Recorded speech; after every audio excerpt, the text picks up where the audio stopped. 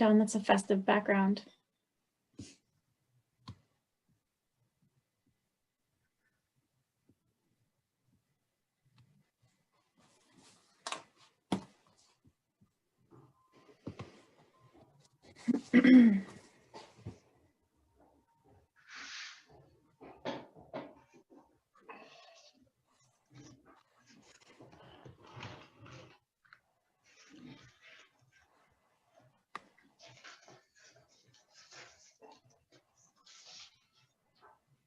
So John, I think everyone's here except for Pam, and Rachel's not attending tonight, but I believe Pam is, so we might want to give her another minute.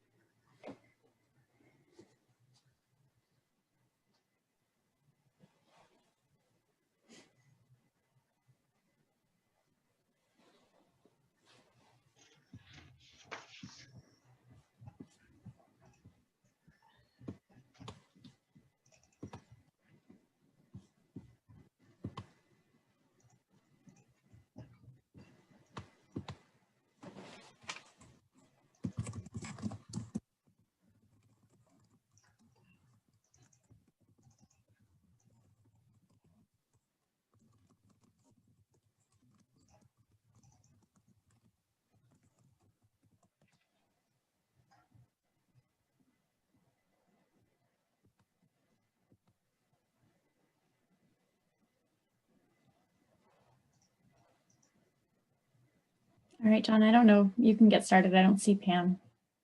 So if you want to, we have a quorum. Okay. Hello, everyone. Let's call this meeting of CPDC to order. I'm going to immediately turn it over to you, Julie, to lay the ground rules on how we operate in the Zoom environment. Sure, yeah, thank you, John. My name is Julie Mercier, Community Development Director for the Town of Reading. Thank you, everyone, for joining us tonight. From staff, there's me and there's Andrew McNichol, Staff Planner. From the CPDC, we have Chair John Weston, we have Heather Klisch, Nick Safina, and Tony D'Arezzo, and potentially one other member joining in a little bit. This meeting is being recorded over Zoom and also on RCTV. I'm not sure if it's also being broadcast on by RCTV on TV right now or not, but it might be. With the Zoom format, we ask that everyone please remain muted unless you're speaking. And typically with regards to public hearings, the commission will let the applicant give a presentation, and then the commission will ask questions and then open things up to public comment. And at that time, if you'd like to make a comment, you can either use the raise hand feature in Zoom, or you can do this. I can see everybody on the screen. So I'll alert the chair. And then once the chair acknowledges you, if you'll please state your name and address for the minutes and for the record, that would be great. One thing we ask is for people, especially commission members, to please refrain from using chat between and amongst yourselves. This is an open public meeting. If you're having a technical issue, you can always just chat me or shoot me an email. I'm monitoring my work email as well, so let me know. But technical issues only, no personal conversations on chat. I think that does it for me. Thank you. Sounds good. Thank you. So the first item on our agenda, it was a continued public hearing for 1310, 1312 Main Street. And the applicant has requested that we continue that to January 25th. So if there's anyone here for that, we'll hear that take that up on January 25th. So the next item on our agenda is a public hearing for a special permit for a freestanding sign at 136 Haven Street, the Postmark building. Mr. Chairman, Yes. do we need to vote on the postponement for the prior item? I don't believe so. I mean, when we have just, I have in the past just said that it was going to be continued, and that works. Okay, thank you. I did want to ask John, not to interrupt her. We do have an A&R on the agenda, and I wasn't sure if you wanted to take that up first. If we can, let's take that up after this this one for the postmark building. Of course. Okay.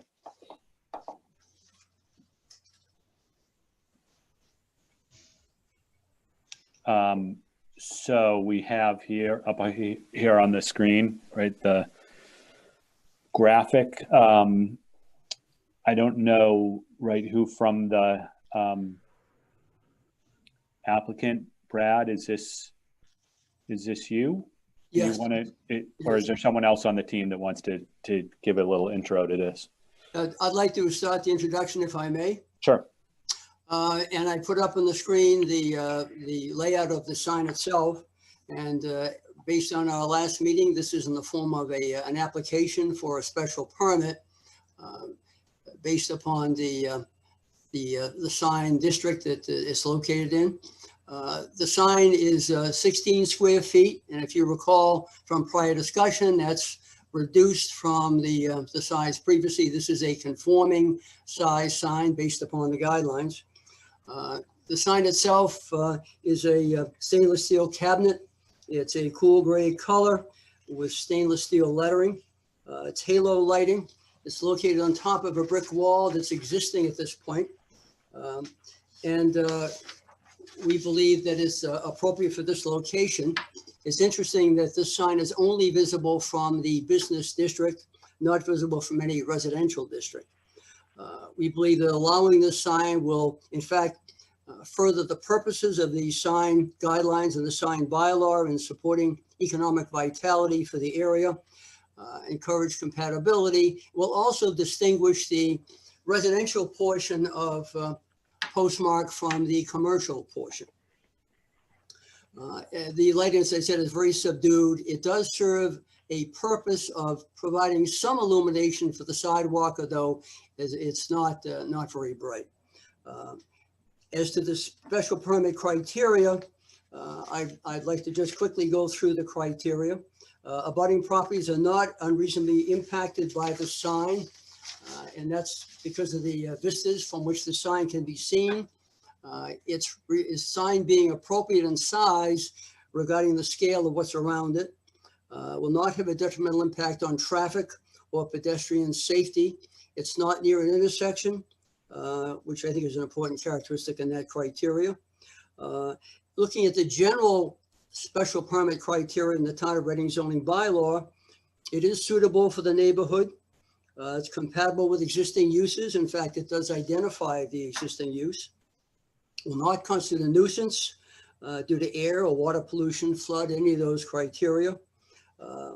It will not create a hazard or inconvenience to pedestrians.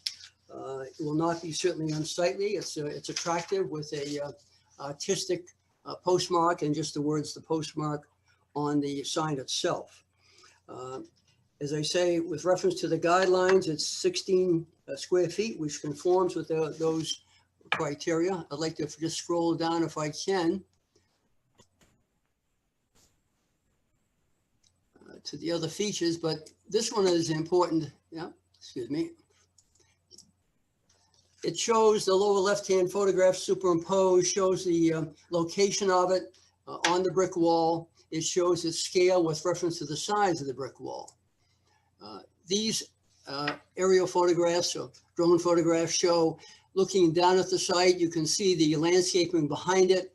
As was mentioned previously, there is a grade change so that the grade behind the wall is actually only a foot or so below the top of the wall, even though there's some sloping on the public sidewalk. You can see the change in elevation from that, but it certainly is not out of scale. The lighting below just shows what it's like in the dark sky environment. It does not shine up or out more than is necessary.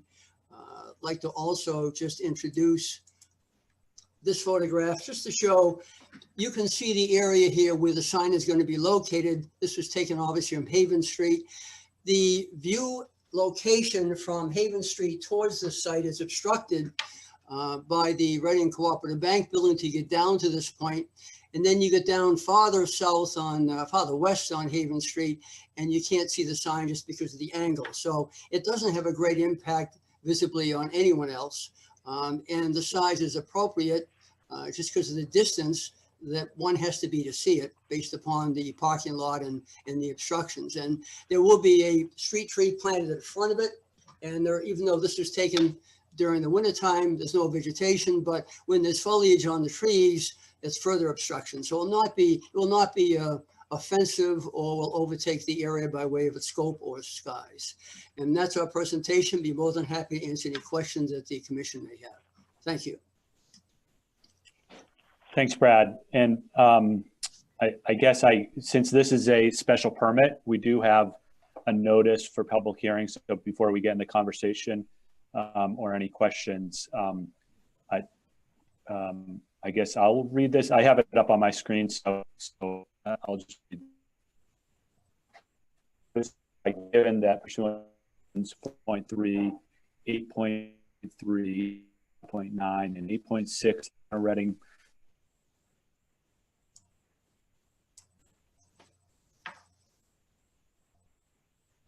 Monday. John, you're breaking up. Yeah. That's with the further reading of the notice. Or let's read it. I can put it up on the screen. Yeah. That's helpful. If DiBiase can stop screen sharing, I'll pull it up.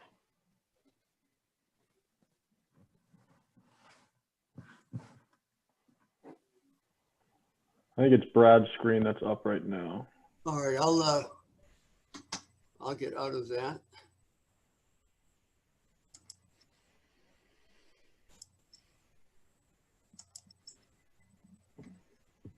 All right, here it is. So if someone wants to read it. I can. Notice of public hearing. Notice is hereby given that pursuant to sections 4.3, 8.5.3, 8.5.9, and 8.6 of the Town of Reading zoning bylaw, in accordance with MGL Chapter 48, Section 9 of the Community Planning and Development Commission, will hold a public hearing on Monday, December 14th, 2020 at 7:30 p.m. through remote and online measures to consider the application submitted by 136 Haven Street LLC for a special permit to allow a freestanding sign under the business speed-based zoning regulations for a project constructed under the 40R Downtown Smart Growth District Overlay zoning at a property located at 136 Haven Street, Assessor's Map 16, Lot 380 in Reading, Massachusetts. A copy of the application and accompanying plans are available to the public at Town Hall by the appointment and on the town website the Thursday prior to the hearing. Thank you, Tony. You're welcome. And so are there any questions or comments from the board after Brad's presentation? And I will apologize in advance. I've been having a lot of trouble with connectivity today. Comcast is not agreeing with our house here. And so if I do cut out, and Nick, Tony, Heather, feel free to jump in if I seem to be having a problem here with connections. Nick, I saw you. Yeah. I do. I have a question, a comment, I guess. So at first I thought these were halo letters, but they really aren't. They're sort of extruded acrylic, right? And then there's an applied color face to it. And so the light kind of comes out from the sides of the letter, not towards the back. It's the same effect that, if you remember, not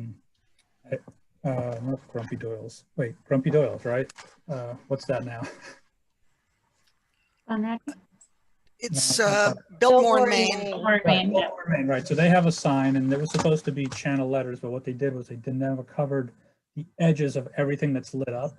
So there's this really diffuse amount of light that sort of shoots out from the sides of the light. And that's what these are. These are, yeah, that one right there. Go back. Go back. One more. That right there. If you look at the Q, or the rather the postmark. So it's an extruded piece of milky white aluminum, acrylic, which glows.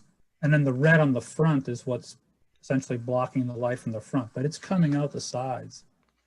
So there's a little more spill than a halo letter would give you, a little more less diffuse than what a halo channel letter would give you. And I'm not sure that that's a lot of light, really, but it's different than what I originally thought. So I just wanted to put that out there in case the board thought it was also halo letters. And this is on Sanborn Street, is that correct? Okay. And we don't have a master plan for all signage, do we? There is not a master plan, only because the commercial tenants have not been identified sufficiently to do that. Right, but it would be fair to assume that you're going to have something on Haven Street that identifies the correct address. Yes? Well, there are actually two different addresses. There will be identification of the street address on Haven Street, but this is actually 8 Sanborn. Okay.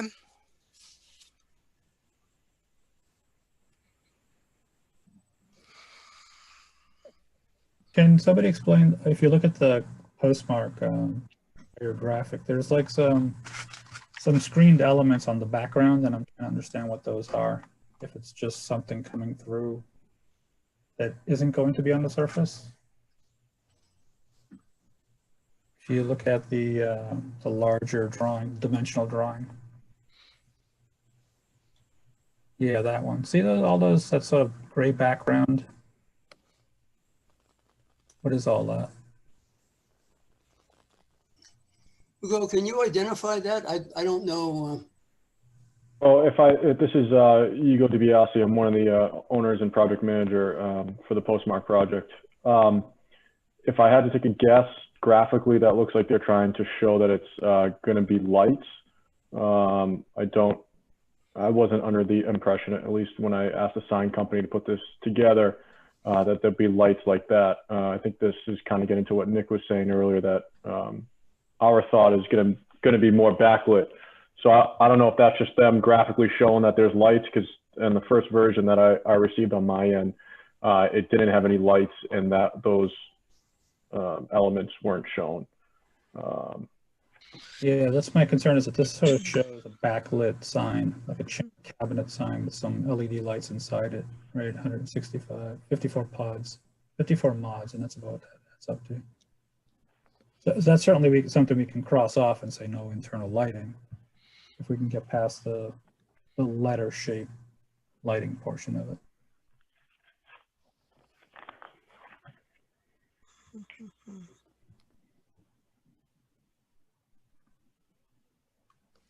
Yeah, I think it's just a leftover.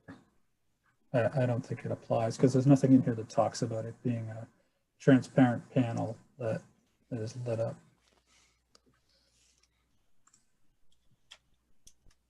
The photographs showing the illumination don't show anything but the letters being illuminated. Yeah, no, I agree. I agree. It's I just want to make sure that we note it, so that when, because this will end up being the approved document, and so we don't want the building inspector to be confused, and we don't want the sign people to be confused.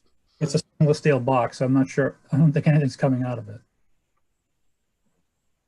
I think in this on this first page, I think just in a two-dimensional graphic, I think that's what they were trying to show. It's just that there will be light.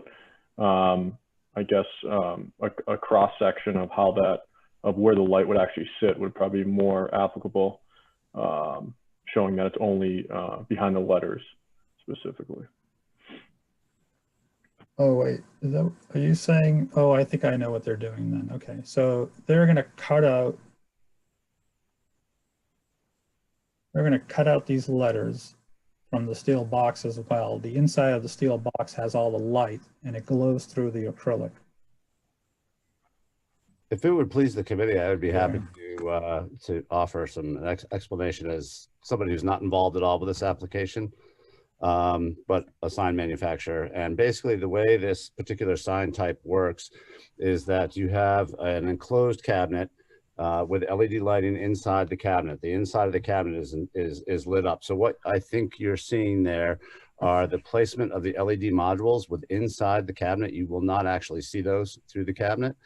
And then the push-through acrylic is actually, it's a piece of acrylic. Each letter or element of the sign is its own independent unit.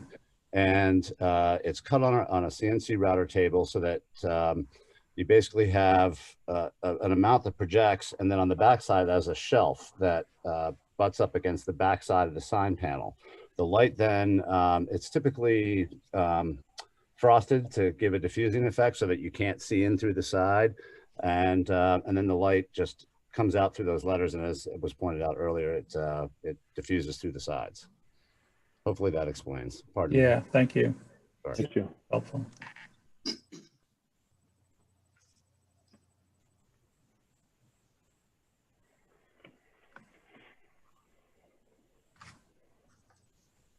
So what's 8,900 total lumens come out to be in wattage, do you know?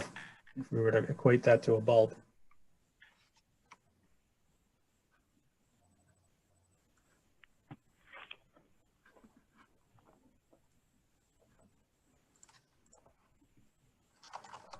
If I may, again, my understanding would be that that's probably the total light output within the cabinet, which wouldn't necessarily apply to or have any relevance to the actual. And again, forgive me, this is not my application, but as a sign manufacturer, I'm trying to assist with some explanation. My guess is that 8,900 lumens would be the total light amount inside the cabinet that you would only see coming through the letters. It's not a huge amount, if that helps at all. I guess it's about 500 watts, like a 500 watt bulb. Okay. Thank you. I have a better understanding of that now. I find that really helpful. And I guess my question is this then essentially an internally lit sign? With the different effects that make it come out around the lettering and around the detail of the logo?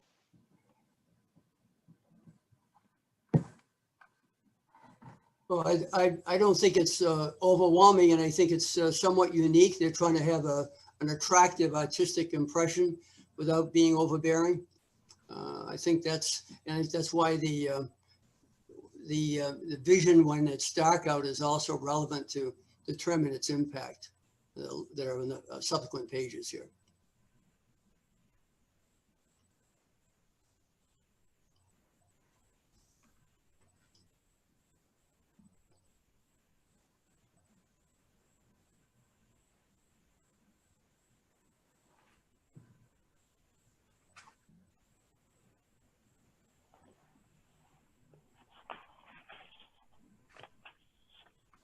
So that's a good point, Heather, because this sort of meets the spirit of the code, but not the letter of the code. Well, and I'm just wondering if, I guess another question I have is, over time, and this is, just help me out with maybe the sign manufacturer can help us out. How well does this design hold up over time? What I'm seeing it is it's a fabricated painted aluminum box.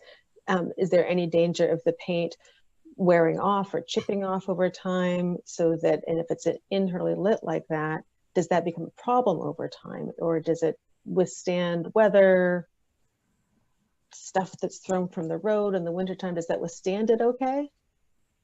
If I could, this of course is stainless steel as far as the box is concerned. In addition, I think it's also relevant that this is a condominium, so this sign will be owned by the people who reside within the property. And if it becomes in any sense unsightly, they're going to be the first ones that want to make it attractive. So there'd be very good policing by the occupants of the building to maintain this sign. This is a direct reflection on what they own. Yeah, there's a concern with this applied vinyl though, because it's at contact level. And so like kids running by or something might start to pick at it. Yeah. Along those same lines, also the, whatever's causing that milky white diffusion, does that wear off after a while so you get straight white light?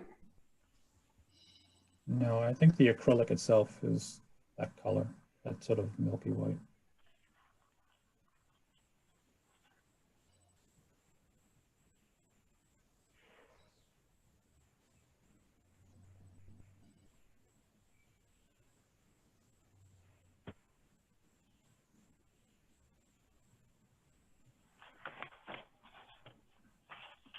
Brad, since this will be owned by the condominium association, is there anything in the condominium documents that say the sign has to be there? If the tenants decide 5 years from now that they'd rather just remove the sign than repair it, will that be allowed? Yes, that should be within their authority to do so.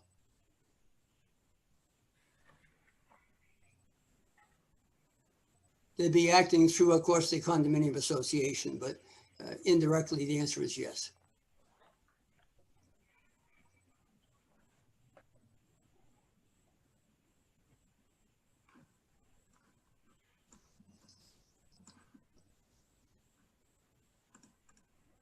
So sorry, I dropped off a minute there, but I think, right, what I understand, we're talking about the materials of the sign.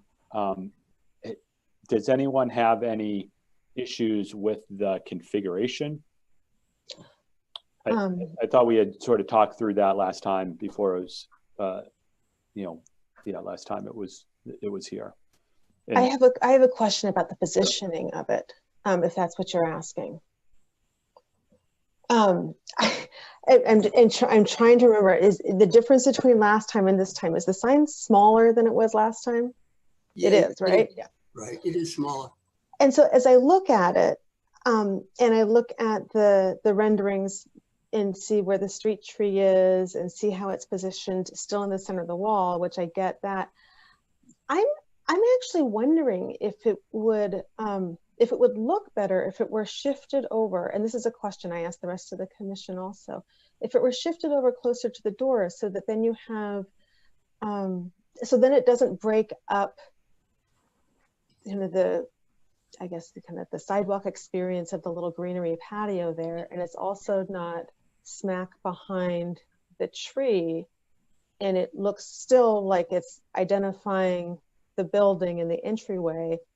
I'm just thinking about the size, if it would look better if you just moved it a little bit over to toward the door. I suspect that they were trying to create symmetry there and have it be appearing to be equidistant between the two sides of the building. Yeah, but the whole entrance is not symmetrical. The patio is not symmetrical. Right, yeah. So symmetry doesn't apply here. Maybe that's why it looks interesting to me, because it's not symmetrical in the first place. It looks kind of, the size is better. The size is a lot better. Thank you. And I guess it almost looks a little bit out of place, even though I can see that the designer was going for symmetry. Either that or they already put the conduit in the wall and they don't want to move it. Oh. Right? The conduit can be moved. It's actually just sleeved in right now. So that's just a little channel that you would run up, and then underneath the lip of the precast concrete topper, and you can go left and right with that to where you would need to position it to meet the final sign location.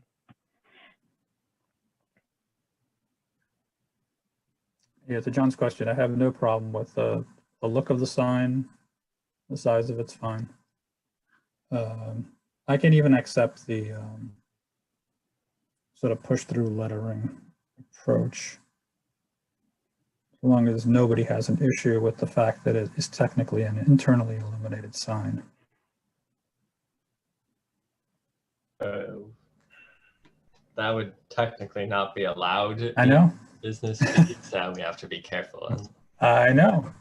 So that's why I'm saying, I mean, the spirit of the rule is that we don't want big transparent panels, inside a box that are lit up. you know, halo lettering has been done and the sort of goosenecks have been done. And when you look at the renderings they're proposing, and that's what it will look like, you know, it'll sort of glow. I think it'll glow a lot more than that though. The back of the box will show up more because this is going to be projecting from the side of the light. So there'll be a lot more, the box will be a lot more visible than it's shown in that rendering. But if there isn't much other illumination in the area, I mean, the bank area, the bank's lit up. I'm imagining this courtyard won't be too lit up. And that level of lighting might be okay. I also agree with Heather that it would look better offset, you know, towards the entrance. You also get a little more visibility too, because as the roadway starts to drop down, the cars in front of it will be lower.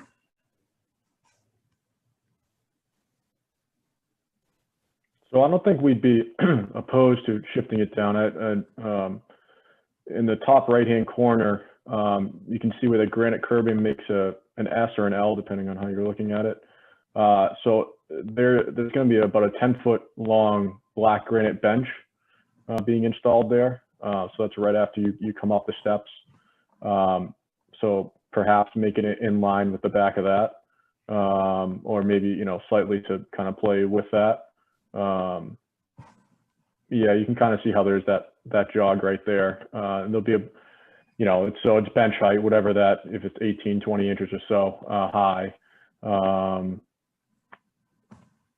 And then just so everyone's aware, the lighting for the courtyard is installed. These pictures were taken a couple of weeks ago, but the lighting for the courtyard is installed, and they're simple landscape lighting fixtures. You know, so they're not that bright. But I would agree it may look better, you know, coming towards the steps as people walk up those steps. You know, it's kind of a nice entry point. And then the last little piece, the postmark logo itself, the actual circle. So we've designed, when you walk in the entryway, the second set of glass doors has that logo etched on it as well. And then throughout the building, every unit, every door and unit entry sign has that logo on it as well. So it goes with the whole flair of the project too, as well. Just a little background.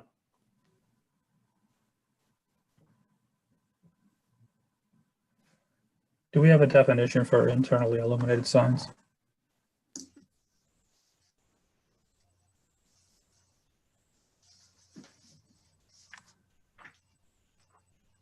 As far as location goes, while you're looking that up, I think that if it didn't go past that first capstone, towards that capstone, towards that bench, I think that'd be pretty good.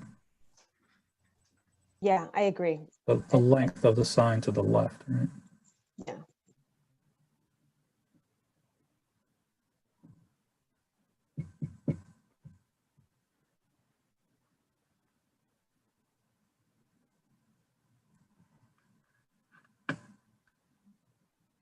I've got a question. Was there any thought put to mounting this sign on the brick level, since the intention is to notify people as they're approaching those steps? Yes or no?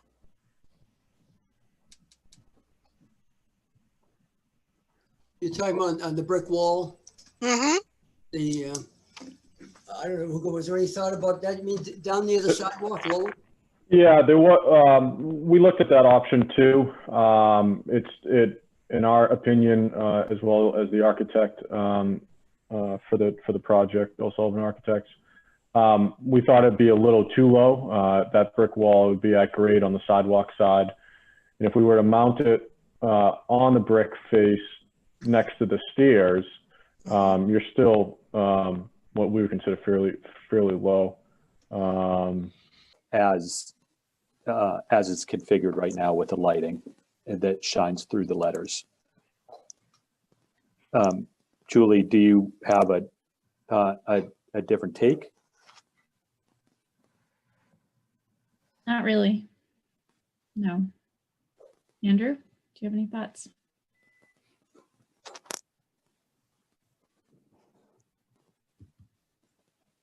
You're muted. I don't, unless that siding could be shielded to prevent any illumination through the sides of the lettering rather than the frosted siding. Is this another alternative? But how do you get the light out? It's got to come Right. up, cover the front and the sides. It's not coming out. Right. I mean, can you convert everything to halo? The channel? Did you look at that, or was it very different? Hugo, do you want to confer with your sign contractor before you'd have to continue the hearing to do that? Sure. Yeah, no, I was under the impression when I asked them to put this together that we were getting a halo type of sign. So perhaps their submittal just needs to reflect that a little bit better. So we can definitely get something revised. Question, Julie, can we, if this were just to come back exactly the way it is and be halo letters, could it be administratively finished? Yeah, I was going to suggest either conditioning it that they convert it to halo lighting, and then if for some reason they can't, then they'll come back and we'd re-advertise, or just having it be done administratively, or both, a combination of the two.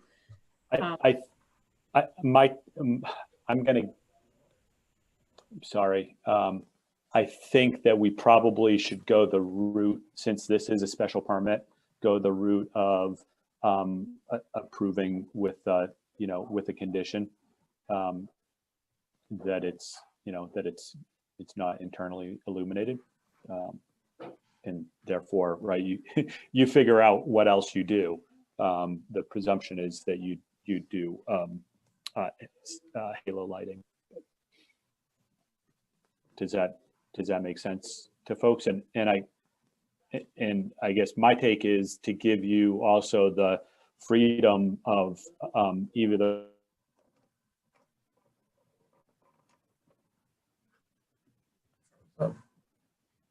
Oh, now we have to channel John and what he wanted to give you the freedom to do. John, if your chat still works, you can chat us what your thoughts are.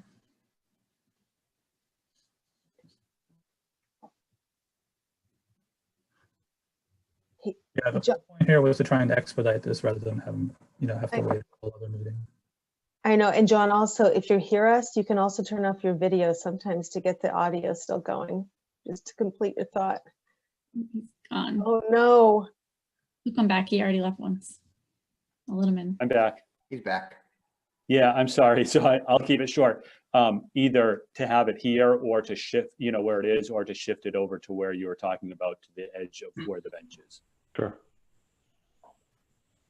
We just the only thing that I could think about with that is just there is a seam, so we'd obviously want the black post not to fall in the middle of the seam of the precast. So we would just have to coordinate that in field. I can get a couple measurements to my sign company and just coordinate that to the left or the right of it. Yeah, that's why I don't think we want to necessarily dictate specifically right now where you put that, because you've got to work that out. Sure.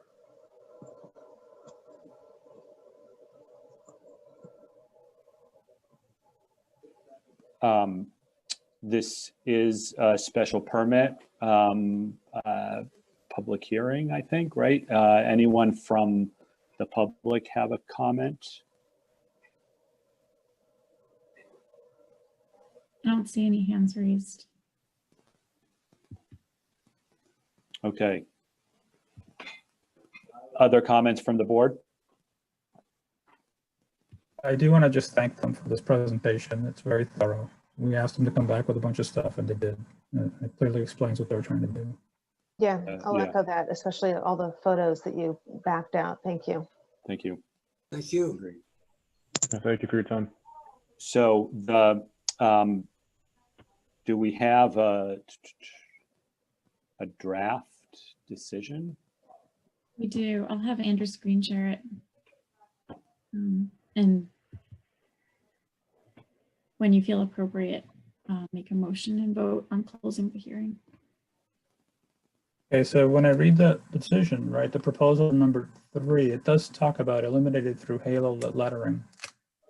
So that was at least how it was presented, whether there was a disconnect between the sign maker and yourself. So we might, I guess do we have to condition it? We have to condition it because the documents are incorrect, right? Or do we have to just say that it has to be confirmed that it is? Because the decision itself talks about halo letterings. It probably doesn't hurt to just condition it. Okay. Yeah, am I on mute? Because it's under that proposal section that says the sign shall be illuminated through halo lighting, but the proposal that we have in front of us, what we just discovered, was that it looks like it's actually perhaps incorrect documents, but the proposal that we have is for internal lit. So maybe we just take that last sentence and put that into a condition. What were the latest signs that you received? Is it 1214? I'm sorry, the latest documents you received were 1214. I think we got them a week ago. And we might have gotten the application today, actually. Okay. Or if, you know, based on what we heard today, I mean, it could be that for the proposal, the sign, you could modify that to say the sign is intended to be halo lettering. Because that's what we heard, was that was the intention.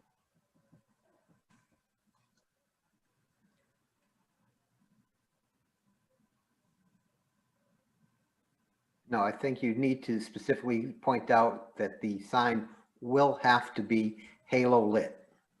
Mhm. Yeah, and then I think we condition it to specify that, since the documentation's not in line with the intention. Correct. Yeah, because condition number 2 talks about it being pretty much as depicted in the documents, and so we want to modify that condition number 2.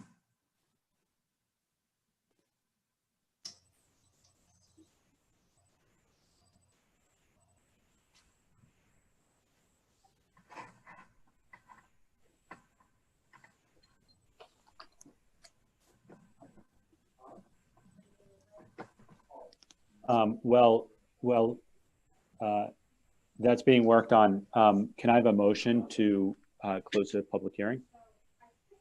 So moved. Second.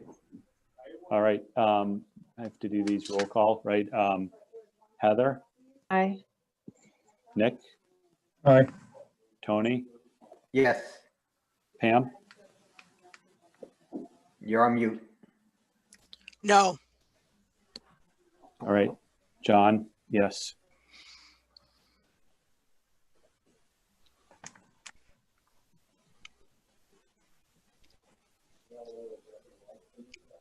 Pam, did you have additional comments? No, my feeling really was if this is intended for people coming up to the stairs, you don't need that little pop-up in the middle to be illuminated, especially when they're going to have to come back to us with additional signage that says the correct address above the top and also postmark. So I'm not sure if That was just to close the public hearing. Yep. Well, there we go. So you can keep. I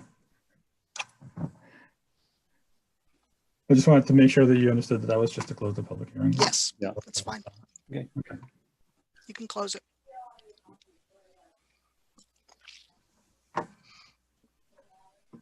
Was there any other comments within the decision itself? Any other sections or? Did you write in there about offsetting it? No, that should be conditioned as well. Yeah.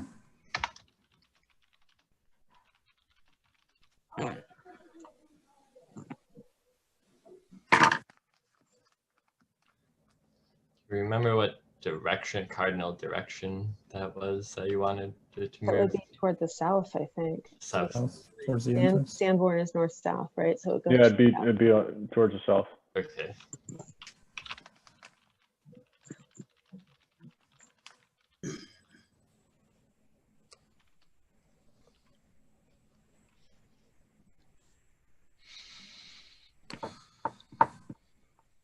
Might just say shifted instead of relocated. Shifted towards the southern end of the brick wall by the residential entrance. Something like that.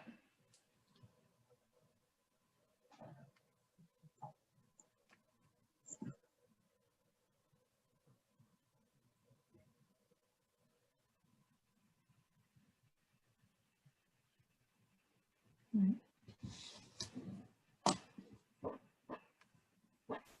Any other comments on this, on the approval document? Nope.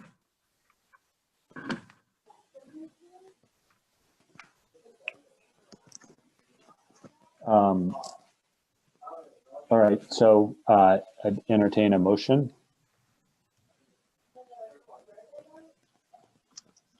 Anyone wants to? Move to approve the freestanding sign special permit for 136 Haven Street as amended. I'll second. All right. Tony, Yes. Pam, No, Heather, Yes. Nick, Yes. John, yes. All right, thank you. So you're right. My presumption is that you'll get Julie back a version of this with the correct illumination on there before you put it in. Okay. Yes, we will have something to Julie by end of this week. Okay. Thank you very much for your time. All right. Thank you. Thank you all for your time. Thank you. Have a good evening.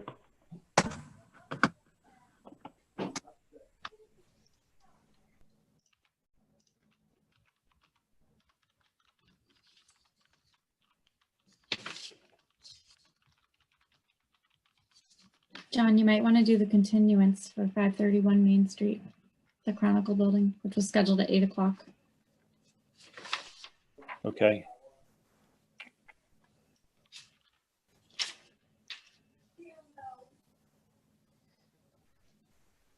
Sorry, I'm bringing up my agenda.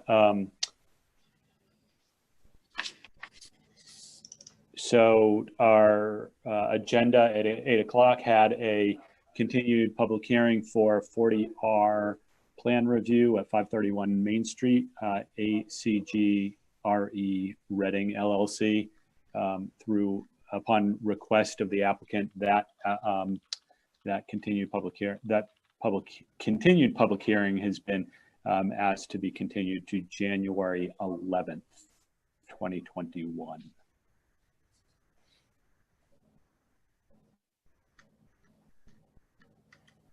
And Julie, right, we don't have times for either of those yet, the two that have been continued, or would they be first on the agenda?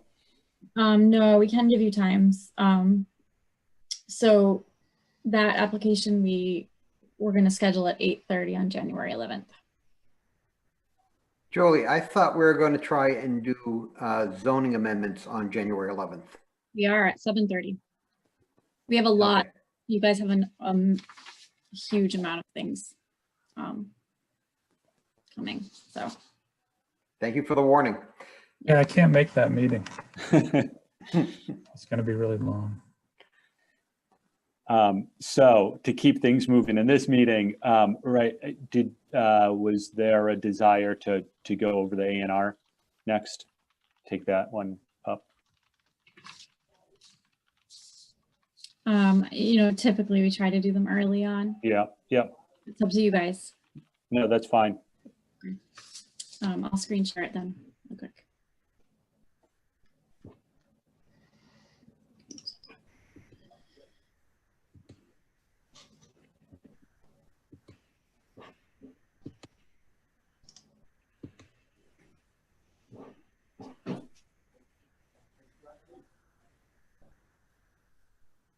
And I believe we have Brian McGrail and Jack Sullivan here for this application.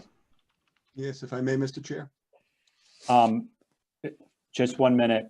Did we have something, Heather? Was there something that? Oh, I should verbally also disclose I submitted one that I'm a member of Meadowbrook Golf Club. So I don't need to recuse myself. I have no interest in this, but I should disclose that. Okay. All right. Brian, did you?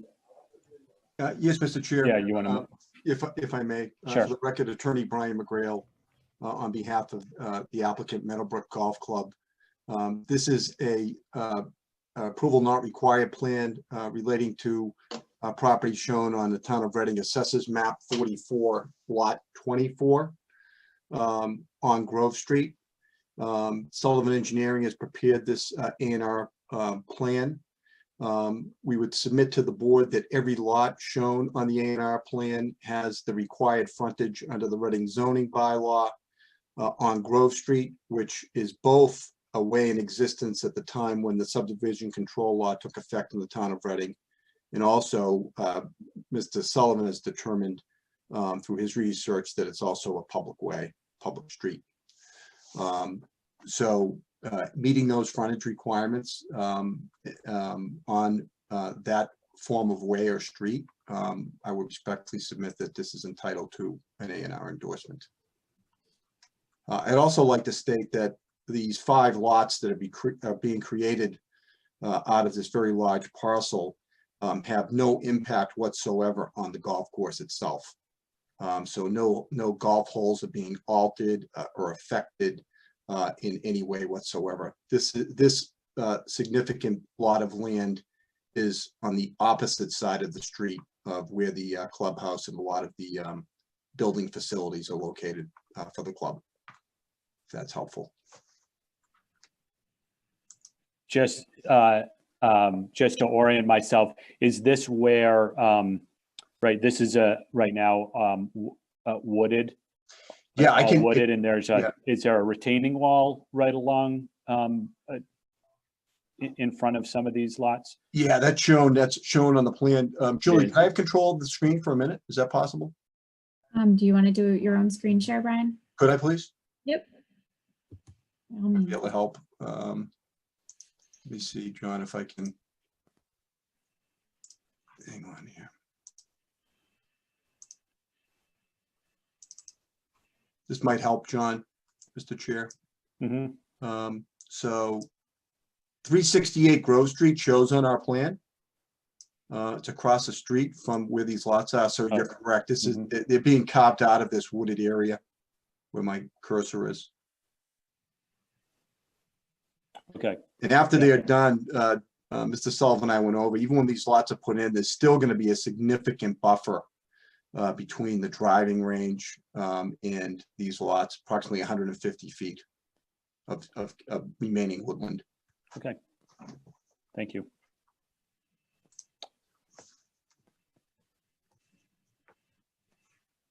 And Julie, did we have something from the town engineer on this, or did yes, Andrew and Ryan and I worked on a memo, and it was in your packet, I believe. I'm sorry, I didn't see that. That's okay, I can pull it up.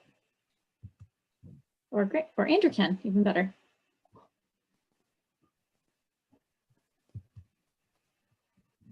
It's just summarized what was proposed, and Ryan did agree with the findings that the road was indeed a public way.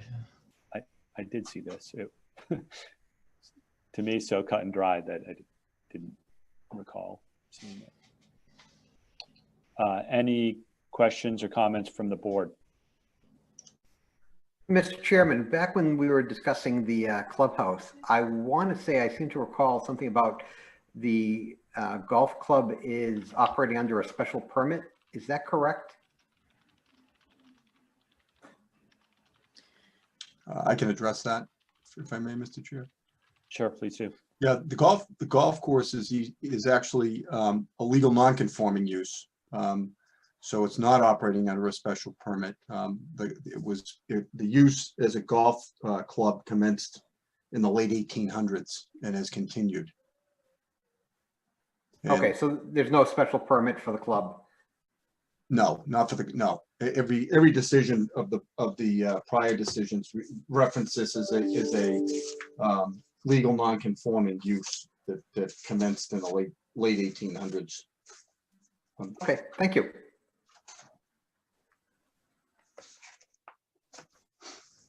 Other questions or comments? No. Looks good. So I'll coordinate a signature chain with you guys tomorrow. Okay, great. All right. All right. Thank you, guys. Chair. Thank you, members. Thank you. All right. Next item on our agenda. A sign permit application for 45 High Street, KSH and Company Beauty. I can screen share the documents that we have. Great. Actually,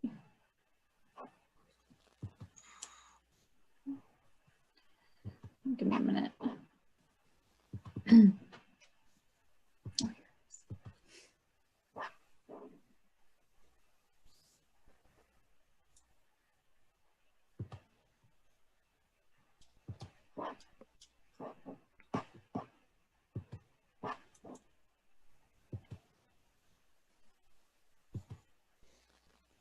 Is that the right? Are you guys seeing a sign that says KSH and Co? Okay. Yep. Thanks. And so we do have business owner Kelsey Beard here with us. If you want to start, Kelsey. Hi. Okay, so we are just looking to replace lettering on the existing sign. The existing sign is a 3-foot by 11-foot. And it currently says Mark Tango Plumbing. So we would just be replacing the 11-inch plastic lettering to say KSH and Co Beauty. Do you have to repaint the background? Is it going to show through from the old lettering? The manufacturer didn't say so. That wasn't in his plan at all, so I don't think so.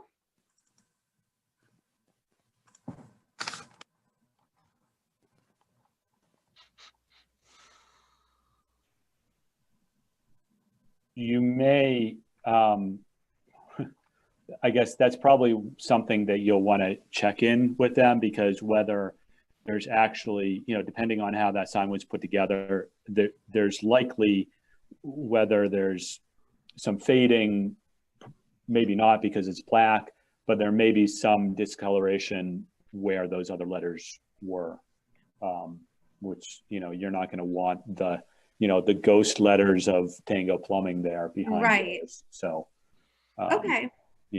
That's something that you'd want to make sure that happens. Okay. No lighting changes, right? There is no lighting on these Nope. signs, right? Okay.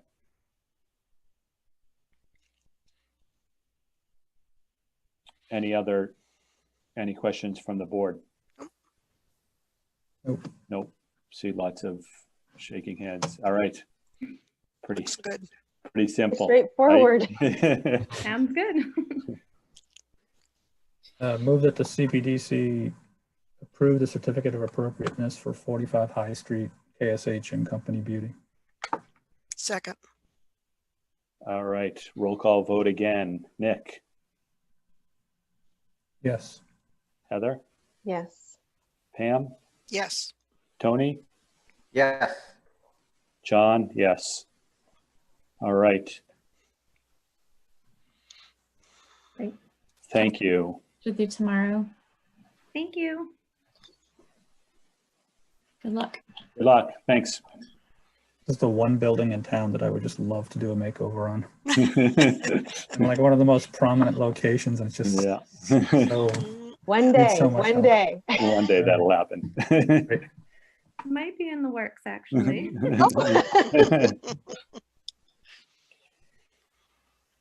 All right, next item on the agenda, another sign permit application for 24 Gould Street, Ace Flats. And I believe that Reed Hayes is here. Right. Reed, did you want a screen share or do you want us to do it? If you could do it, that'd be great. Sure, let me just Thank get you. the info.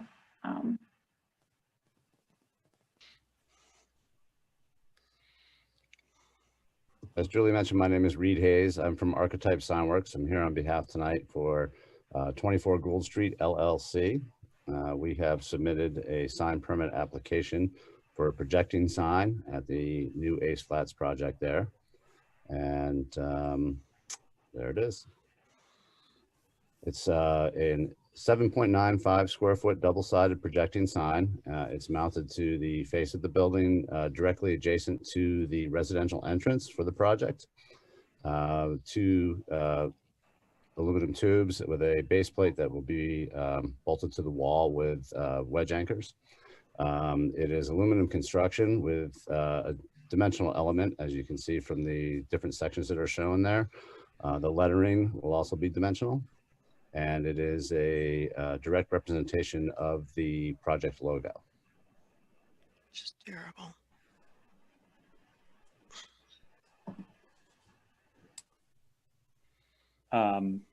Any questions or comments from the board on this? I think it's really creative, actually. I like how it references back to the whole history of what is going on there. That was the intention, part of it anyhow. Less than subtle way, but I like it.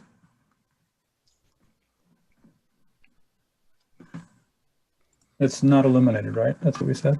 There is no illumination. Okay.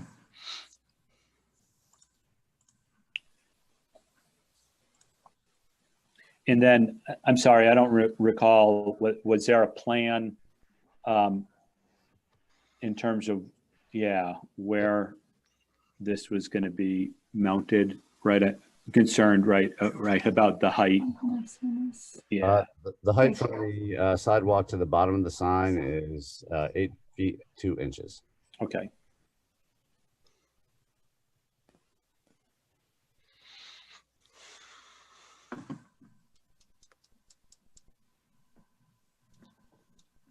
And then it's right out in front of the entrance. Correct.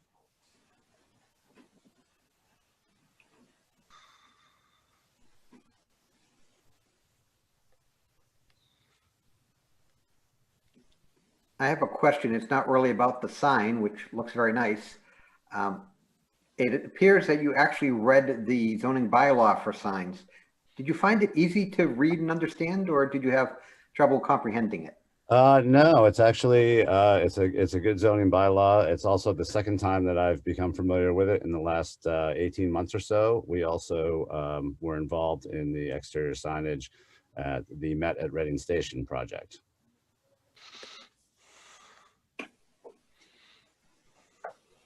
I like to get the responses back from people. Sometimes we hear it's incomprehensible and nobody could understand it. No, it's actually pretty clear. The table is a great way to actually is a great way to demonstrate the different criteria that you need to meet by district. So often it's done in wording where you have to sort of dissect paragraph after paragraph to sort of get to the meat of the matter. And the tables are always wonderful as far as I'm concerned. Thank you. Nice to hear. Good feedback. I have a quick question. Sure. If I may. It's not about the sign. The sign I also really like, but only because I was not on CPDC when this overall building plan was reviewed. And so I'm just curious, is this then the entrance for the residential area and the other entrances are for commercial areas? Is that? That's correct, yes. Okay. That's how I was interpreting it. I just kind of wanted to know if I was Sure. right. Thank you. You're welcome.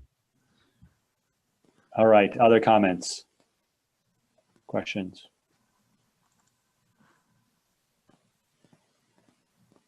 All right.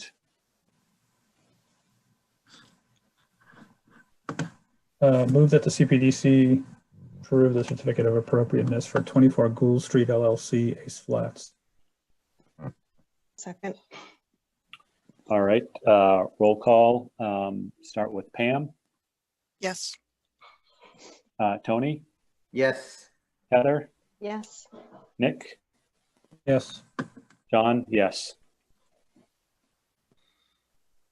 Great, thank you. Yes, thank you, ladies and gentlemen. I appreciate it. All right, Have a wonderful evening and a great holiday. you too. Thank you. Thanks. Thank you.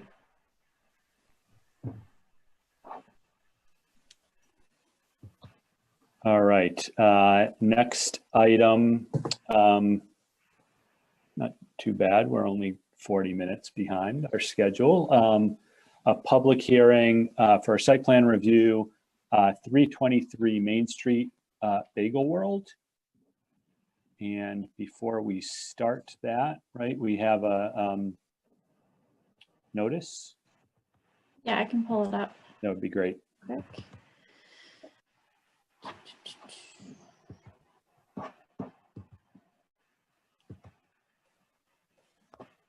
Scroll down. Yeah. And Pam, I think that's all you, right? As secretary? Yes. Notice of public hearing. Notice is hereby given that under sections 4.3 and 4.6 of the Reading zoning bylaw, the Community Planning and Development Commission, CPDC, will hold a public hearing on Monday, December 14th, 2020 at 8 p.m.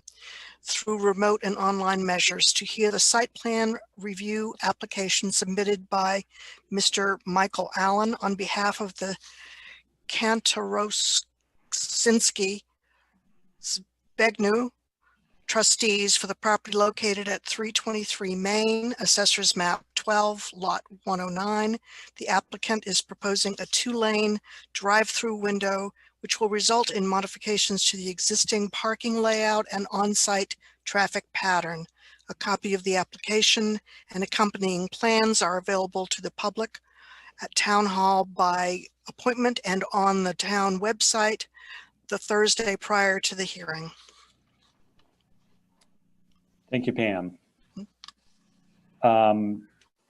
So, Julie, is there something that you want to start with to tee this up, or Andrew, or should we just turn it over? I can just quickly let you all know where we are with this. They've submitted what you've seen, what you just read on the screen, and what you have in your packet. And we've had one staff DRT with comments, and they're working on a traffic study. We scheduled this to get the conversation started tonight because you do have some very full agendas coming up, and we wanted to get your input as they finalize their traffic study, since this has been, the site's been kind of an ongoing challenge. I mean, successful business on one hand, traffic issues on the other, right? And so we just wanted to get as much input as we could from you to help guide them as they move forward before they come back to you at a future meeting. So we will be having another staff meeting once we get the traffic study as well to kind of give them additional feedback. But great. We have Mike, who do we have here from the application? I see John Bobrek, engineer, and not sure if anyone else. Bill Jacob, architect from Jones Architecture. Hello, good evening all. And then Emily from Bagel World too. Amos Fernandez, Amos Engineering and Traffic Study. Great, welcome. Thank you. Well, hello all. I'll just do a quick introduction and a kind of a recap from where we left things the last time we met. But as Julie had alluded, we met previously mid-November to talk through some of the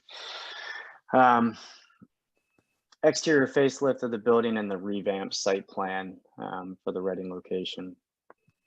General feedback that we received at that initial meeting was an overriding concern over perceived traffic lane issues. We know this has been an ongoing issue for some time. However, the initial response we received from the drawings were that there was still some concern that even with the proposed improvements, there may still be spillover and traffic confusion that would lead out into Main Street. So the board had mentioned the importance of involving a traffic consultant to review peak traffic activity, and for us to go back with a few revisions to the site plan. Additionally, as previously discussed, proposed do not enter signs were discussed as a way to add visual cues and lessen confusion to the parking area adjacent to the entry vestibule facing Main Street, and to eliminate cross-pollination of drive-through traffic and cars entering and exiting the lot. The usage of signage at that point would cut down on some of that confusion and eliminate people trying to cross lanes of traffic there. Additionally, a couple other comments about the site were with regards to providing landscaping, buffer beds, and curbing at the rear of the site and also at the east end of the site. Just again, to provide a buffer and sort of a site end cap and allow the site to transition instead of just purely hardscape, to have some softened moments of landscaping and curbs, and not just allow for painted transitions. And then really this meeting, for all intents and purposes, is to try to better understand what really the city needs and wants from the design team to help alleviate this traffic issue. We're all here to have ears open tonight and take a spin through this drawing and understand if it's better satisfying the needs of the board, or if there's additional steps that we can do to help make this happen. And with that being said, I'd certainly like to hand it over to Bobrick and the traffic consultant to see what their findings were and walk us through this updated plan. Thanks, Bill. John Bobrick, Sure. Bobrick Engineering and Construction. Do you mind if I share the screen? Because I can kind of zoom in and. Yeah, I prefer it. Great. Sure. All right. Let's see if I can manage this without screwing it up.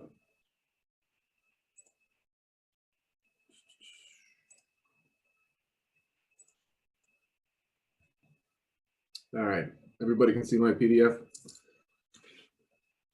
Somewhat cool. All right, so we're going to revamp and add a second drive-through lane.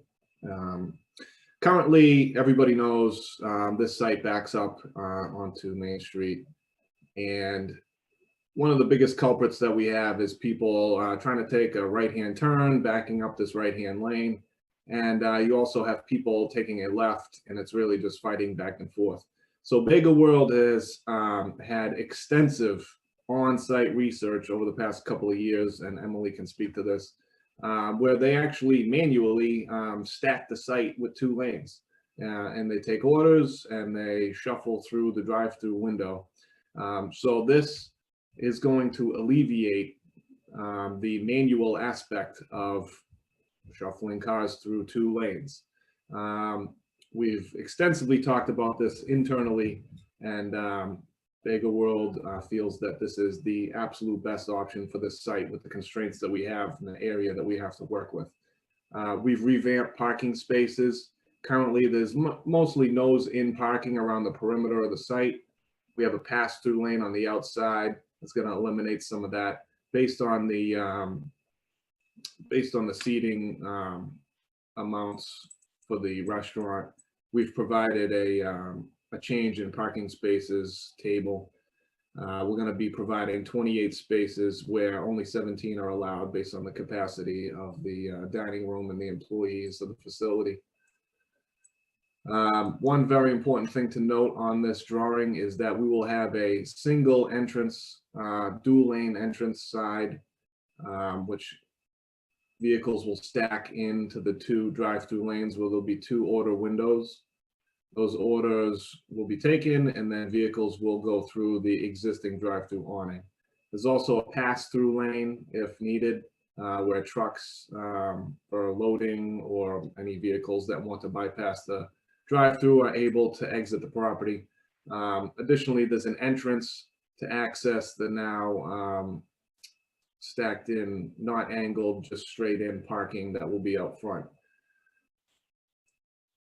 So we added some landscaping out back as discussed with some curbing to contain that with our DRT meeting. We're gonna have just a very small stormwater improvement on site. Really the only stormwater issue we saw when we observed the site during a rain event was this roof drain kind of ponds in this area. So we're gonna put in a leaching catch basin and tie it into the roof drain. It'll eliminate slip trip hazards in the wintertime. Let's see. We're going to be improving the ADA accessibility with 2 handicap spaces rather than the handicap spaces currently requiring patrons to walk across the drive-through lane. This will be completely separate. They'll be able to enter the facility right from the parking spaces. The existing sign is to remain. The hatched out areas out front. Sorry, I don't mean to interrupt you. I just want to clarify. Is this a different plan? What is different is the included landscaping out back, and this will be submitted to the board. Everything else is the same as we had. Correct. Okay, just Yeah. check. Yeah, we figured we'd take the opportunity to integrate the landscaping that was discussed. The signage I would point out too, John, just to the left of your cursor there, right on the, yeah, there's 2 proposed do not enter signs.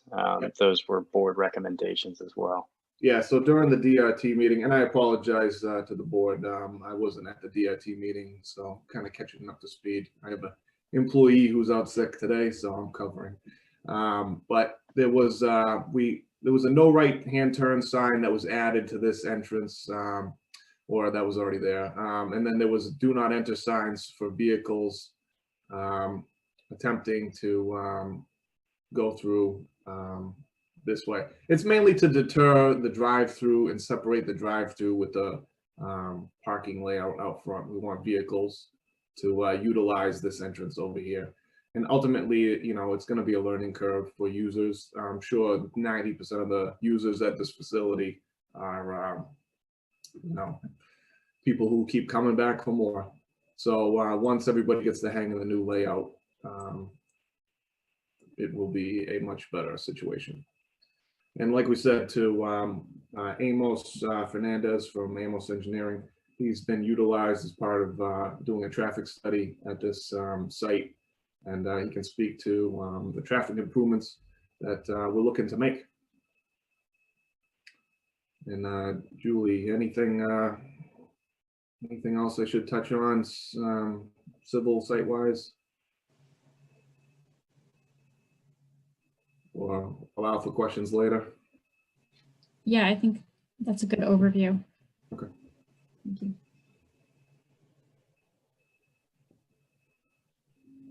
How the drive-through worked, and there was no double or dual lane in place that day. This was December the 1st, Tuesday. So based on the data that we collected then, we ran some intersection analyses at both driveways. They seem to operate fairly well, with exception with those the few occurrences there where they were at capacity. And based off of that, with the 2 lanes shown in the site plan, you know, for sort of basing it off of the observations from that day, I would say the dual lanes should adequately support Bagel World during the peak surges of traffic.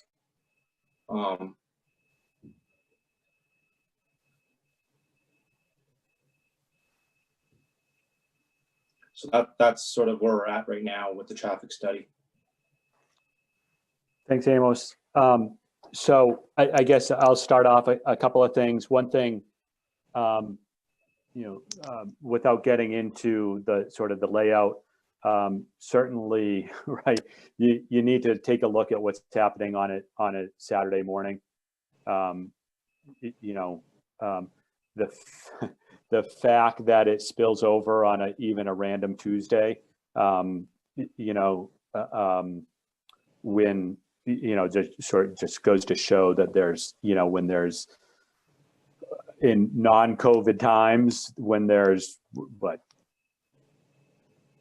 5 times the amount of customers, probably, I don't know, I'm just taking a guess, but right, when you have some 40 college kids standing in there waiting for bagels, and then another whatever waiting in their cars, yeah, it certainly spills out onto the street without a question. I will say, you know, I do frequent this establishment and have seen Emily out there organizing cars, and certainly the double, you know, the double lane stacking works, does work a lot better. It's definitely noticeable in the periods when she's out there doing that than when that isn't. And this configuration, not obviously, will certainly work better. You know, this would allow for another, I'm guessing, what, Emily, another 3 or 4 cars from what you're doing right now, because you have to all merge back into one lane in order to order. So I can see this definitely solving some issues. I guess the thing, a couple of things that jumped out to me about this is, you know, and you sort of addressed it, but, you know, just wanted to get it out there, is right, that when cars are stacked up, right now you can't get into the front area where you park. You just can't get in there. And so I like this solution with the idea that you can get into that area is coming into in from the other entrance. I think that will work well. I would probably need to make sure that's signed pretty well, where this is, you know, essentially the drive-through entrance and this is a parking entrance. I guess my big question here is that, you know, you're doing great for the drive-through, but then, I'm sorry, I can't write, you're cutting down the number of parking spaces by, what's that, 15?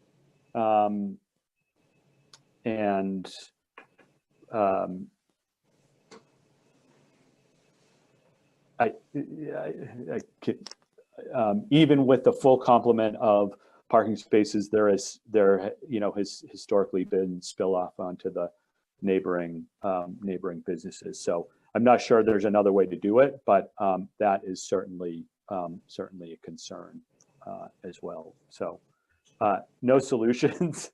I'm obviously not putting any solutions out there for you, or saying things that you probably haven't thought about. But just getting thoughts and reactions out to you.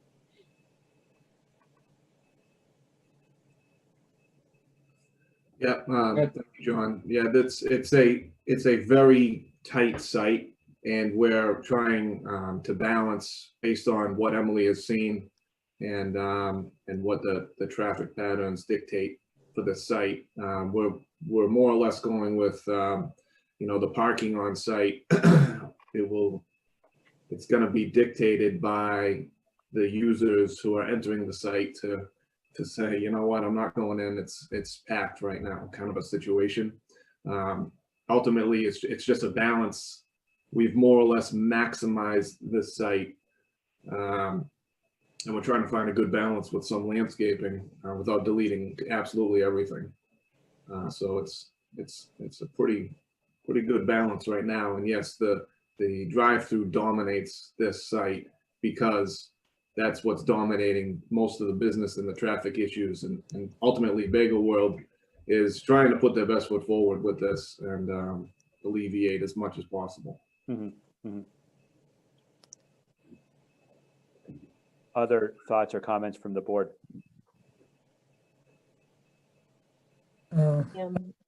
Yes. Go ahead.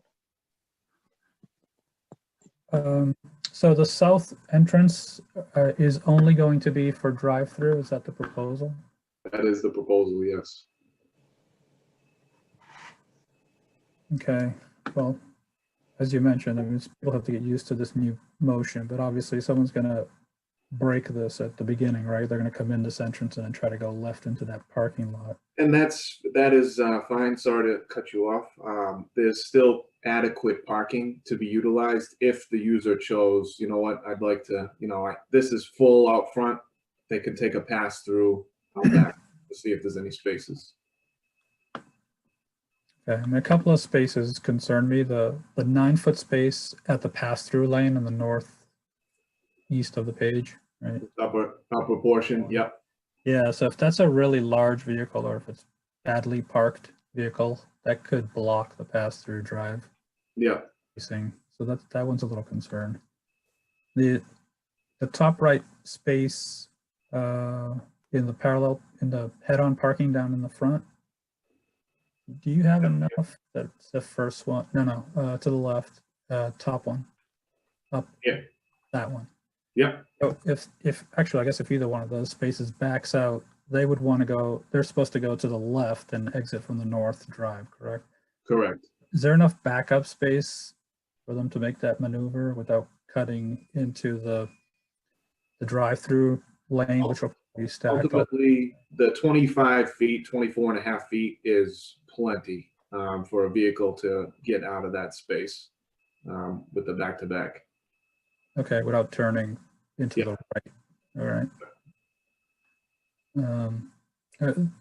The rest are sort of more motion, movement things. What I'd like to know is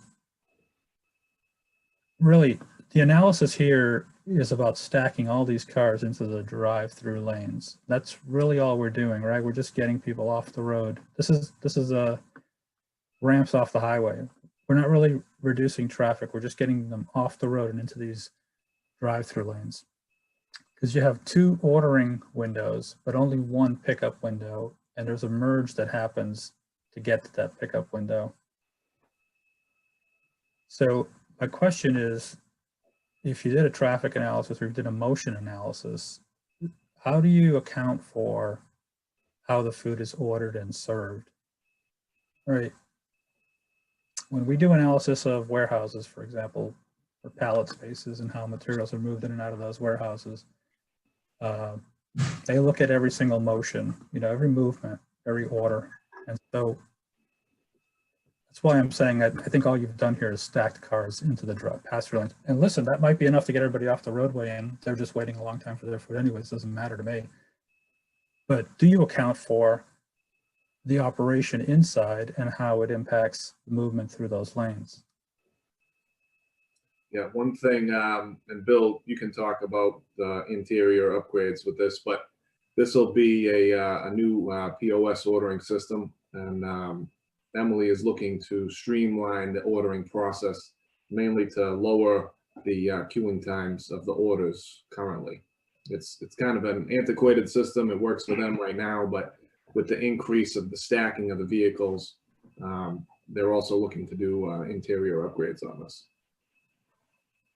Yeah, John, to your point, so as part of the architectural design and study that we performed, we're still in process of working through a conceptual prep station ad. So in theory, you would be doubling the prep stations in addition to doubling your drive-through lanes, so that you're not just, as you said, stacking cars for the sake of stacking cars.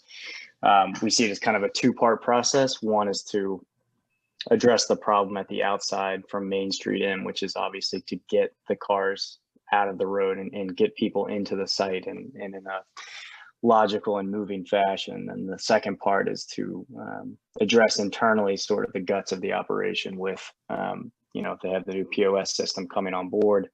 And then in theory, you're trying to double your prep time by adding the second prep station. So that's a process that we'll continue to fine tune and talk through with Bagel World to see what best suits their needs. You know, as we study this, it's not really a true fast food, you know, a McDonald's or something that's like a pretty readily put together sandwich. They are sort of higher design sandwiches that take a bit of time. So we'll have to kind of finesse that as we go. But yes, the idea would be that these changes not just take place outside, they make their way inside as well. And there's an effort to lean out the process on the interior as well in the prep time.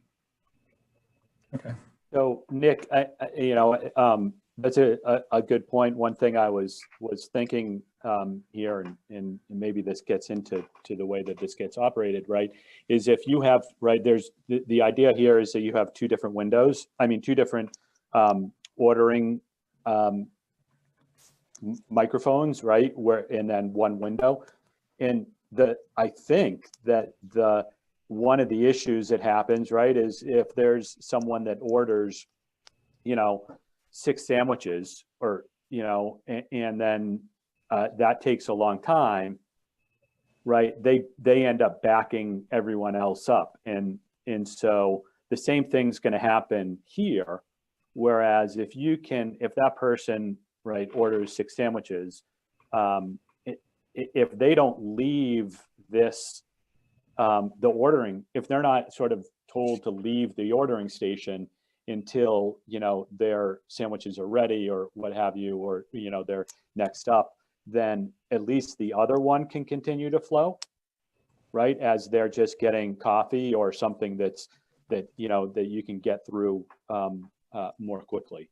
So that, you know, one big order doesn't hold up the you know, the entire system and then spill out onto the street.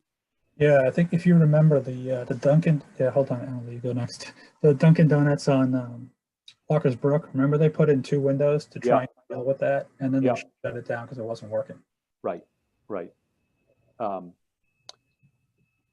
And then the other thing that I'm as I look at this,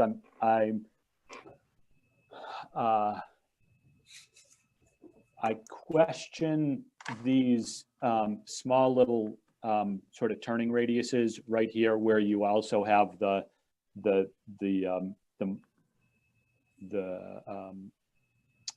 island out front. You know, where you're ordering from, especially the outside one, right? And whether thinking about how, you know, someone's going to have to turn to make that turn. Not that it's a hard turn to make, but just as they sort of maneuver their car, they're going to think that they want to be right up there next to the microphone. It's a little bit tight for those bigger Escalades, what have you, to be getting their driver's window right up to that mic, angled in that same direction, and then making that turn after they leave. So you might want to, I'm not so sure that curve works right where you're also wanting to have your window next to the microphone. Yeah, we can run a program on that. We did throw some blocks in there to see turning radiuses for 28-foot box trucks to make sure they could go through the pass-through lane, and it was adequate spacing for that. So I guess what I'm talking about isn't necessarily that cars can make the turn, because right, it's a pretty small. I mean, right, it's a 12-foot lane. It's a pretty small curve. What I'm getting at is people's proclivity to, you know, pull up. They're going to pull straight up to that, and they're angled at it, and then they're going to try and turn a little bit so that they can get their window right next to the microphone, you know, and then they're already sort of going off in the wrong direction. And I don't know, it's sort of hard to tell, right? Then they'll have to swing out, and if this is backed up, you know, it may be a little bit of an awkward thing. You know, you might be better off pulling all of that to the to the north a little bit, so that as they extending the curb. Yeah, as they get towards the where they order from, they're angled a little bit. Yeah, that sign, that What about ordering sign should be staggering it angled. some? Yeah. Yeah, and that way you get a little bit more stacking space, because I presume that you don't need all that much stacking space between when you order and where you go into the window. Yeah, I get you. Yeah, we can definitely add to that. And would that allow, because I'm looking at this, I'm also thinking, geez, if anybody in that outer lane were angled wrong or just got themselves into, would you be in a position where they're blocking that pass-through drive? Well, ultimately, that both lanes are at least 12 feet wide, and the pass-through lane is 12 feet wide also. Yeah. And I mean, as an example, your parking space where you can get out of your car and open your door and everything else is only 9 feet. So it should be a good space to get through. John, just to go back to one of your earlier points about, ordering a coffee, one person's ordering a coffee and, they're stuck behind somebody ordering 6 sandwiches or something to that effect. The Bagel World does have some stuff in place to combat a lot of those scenarios where they have an express lane. Online ordering is being worked through, I think, to help assist in the process. And there's order limitations as well during peak hours. So I think they have a few things just to kind of set up currently to combat that stuff. Okay. But that paired with the POS and those things aren't totally they'd be remiss if they weren't thinking about that stuff. So sure. I do think they'll have some efforts in place to help with that. Thank you. And sure. One other thing, I know I'm monopolizing here.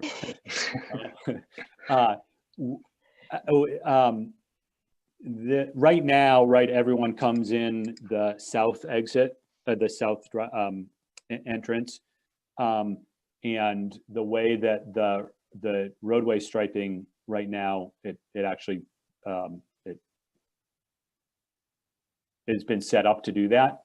And I guess I'm just putting it out there that when we have this other driveway here, that I just maybe that's more for you, Amos, about how that's going to work, whether that's going to work better or worse, where you have more conflicting movements from that left-hand turn lane where we are going to have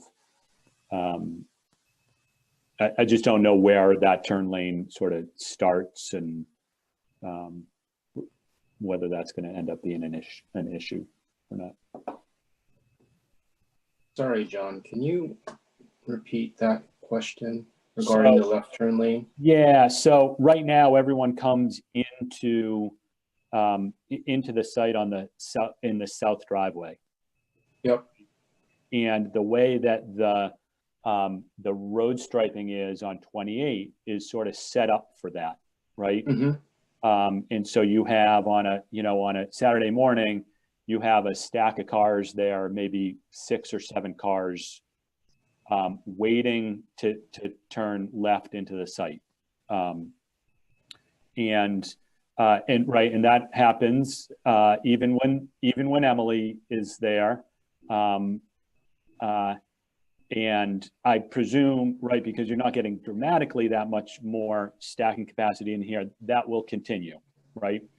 So, I'm just sort of putting it out there that you have this stack of 6 cars that then go even further back from where this entrance is. So you still have this congestion right in front of here. And then you have what doesn't occur right now, which is this other left-hand turn, this left turn here into the other driveway, right? So you're introducing another conflict point where cars coming north are paying attention to the left turn where they make it right now.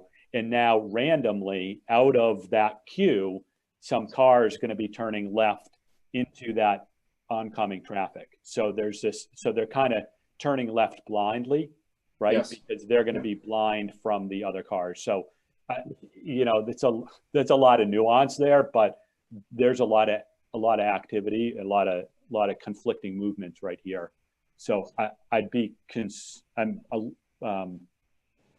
that's for something clarifying that. Yeah. So. Yeah, thanks for clarifying that. Absolutely. So yeah, if that's the case where cars stack in that left turn lane, you know, 5, 6 cars, like you said, then certainly there's going to be some safety concerns, having sort of 2 ways to make a left turn into the site and potentially confusing the northbound Main Street travel. Like I said earlier, we just looked at a Tuesday morning 7 to 9 period, and we didn't. I actually reviewed the video. I didn't see more than a single car queue. There might have been 3 at one point, but it dissipated within seconds. Yeah, and I don't think Emily, right? I don't think that does happen on a regular basis on weekends, right? You should look at Saturday at 8 a.m. Yeah. When we were scoping, I did ask a couple times to make sure, try to figure out what was the peak sort of surge at the site. And we kind of assumed that it might have been the weekday 7 to 9, but it sounds like we were Saturday, off. Yeah, Saturday, 8 a.m., right? Okay. It's a little later than 8, but. All right, yeah. But yeah, Monday, Tuesday, Wednesday, Thursday, I'm not out there right now because it's not that busy. Like you said, it's, you know, a minute or two and then it corrects itself. Yeah. It's Friday, Saturday, and Sunday that are the peak times. And usually right now, this time of year, it's a little bit later than it would have been early summer. Early summer, it starts a little bit earlier, around 8:30, 8:45 maybe. This time of year, it's a little bit later. I think people are warming up their cars first before they head to Bagel World. Depends what the college students are doing, right? It's the high school kids more than anything, believe it or not. Yeah, yeah. We love all of our customers. Yeah, it's all good. You know, I have a question, and then I have something that I'm just mulling on that everybody else just may reject flat. Is it is causing a problem, you know, whose it is. Yeah, are the ones that are, you know, the hardest to get it in and out of that. Yeah. I will be somebody who will probably accidentally break the system turning left in the right place when it starts. But I'll figure it out. Get easier, like, you know, I don't know, painting a crosswalk across. Probably the safest space would be actually as the cars are. I don't know. I'd ask the traffic engineer. I don't know. Is there a way to put bike racks or something and do anything else to make it easier to get there without that direct crosswalk at Bagel World, thankfully, because that would give me anxiety as a mother. That's right. Yeah. Okay. I like the idea of keeping it separate, to be honest. I think we'll be parking out in this area, so they won't be blocked in, but the loading trucks will come in and they'll maneuver themselves to stage over here and load through this. Yeah. Yes. What is that? What they do now? No, they currently making that less seating in there because the line, as you know, it does stack up inside the store as well. So should this pandemic ever come to a nice close, that dining room will be a little bit less cozy, so to speak. It'll be a lot more spread out and less. It's marked right there. I think it's from the speaker to the window. I think that's what that 78 feet is, if you see. Very good. Yep. Thank you. Good eye. And then can you talk about what you do or what it's showing on this plan, at least on the whatever direction that is, the top of the sheet between where you would difference in elevation between the neighborhood and the site? I believe the grade isn't that much different. Yeah, it probably is slightly higher. Out there now. Basically, lower shrubs. Correct. Yeah, low maintenance. You know, just not enough to make a hassle of the place. Make it look good year round. Well, what we don't want to do is take a. when at least one of them was constructed, right, that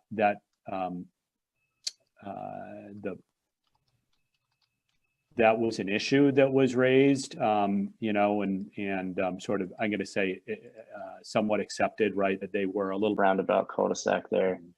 The one most in line of sight with Bagel World has a perimeter fence that kind of encloses their backyard. Then there's a secondary area, a secondary section of lawn that doesn't really look too terribly occupied beyond the fence that sits between the homeowner's fence and then the fence that abuts Bagel World's property.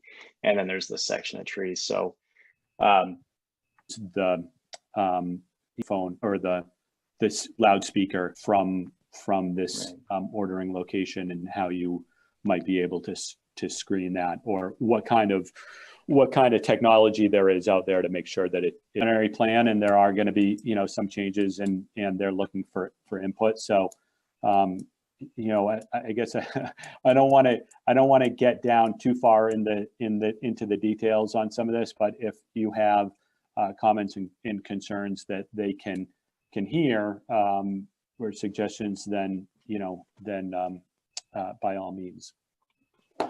I can make a request. I can't see, there's a lot of people attending the meeting right now and I can't see everybody. So if you do want to speak, if you can use the raise hand feature in Zoom, which will show like a little blue hand next to your name, then we can identify you more easily. So we're not jumping over each other.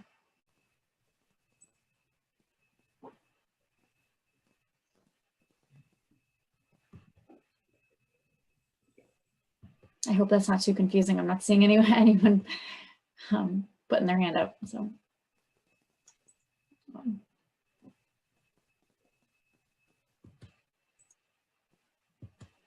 Okay. Nick has his hand up. I was actually just testing it to see if I can't figure out how to turn it off. There it is, lower. I don't see anybody. Okay. I'm surprised. You know, that noise should be controlled. It should probably be the lowest volume you can get away with so that they can hear you and you can hear them. But other than that, you know, I don't think that these sort of dressed up remedies will actually solve any noise issues if they really exist. So yeah, I would say do something real. Controlling it at the source is really your only realistic shot of keeping the volumes down. You know, really, I don't think the speakers are going to be too bad. It's, you know, if there are 20 cars stacked in there, well, or trucks. What bylaw is that, Tony? The one we discussed the last time, 8.7 something.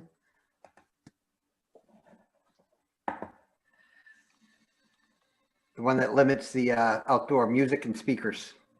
Okay. Yeah, hi, this is Sean Stetson. I'm actually that neighbor right behind Bagel World there.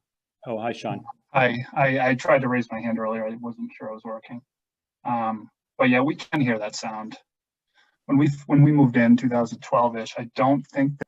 I also just want to note that the elevation is definitely higher than a foot for our house. So I don't know if there's somebody that would want to come over and take a look at the property. I mean, we're a friend of Bagel World. We frequent Bagel World a lot ourselves. So it's not that we're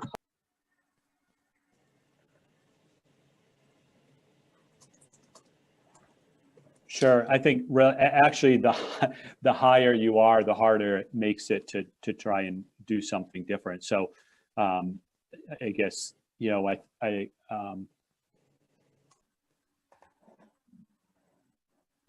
sure. And it looks like Andrew forwarded it. It's a comment about that Bagel World is a location where small animals forage for food at night. These small animals take bagels from the trash receptacles and then bring those items to a butter's properties, eventually leaving partially eaten bagels to be found by residents in the morning. Cpdc should know this problem exists and hopefully require any. And one that I'm well versed in. It's going to be, unfortunately, it's a tough one to combat. And yeah, you know, creating a rodent-proof trash receptacle and enclosure is pretty tricky business, to say the least. We can certainly talk with the owners and, sorry, go ahead, John. We could beg a world on putting a rodent control plan in place. Because we do find, and I'm sure our neighbors do too, much to our dismay, that people aren't the cleanest people and like to try and find, it's, you know, we're definitely doing our best, but this whole process in addition to this, so yeah. I'm sorry.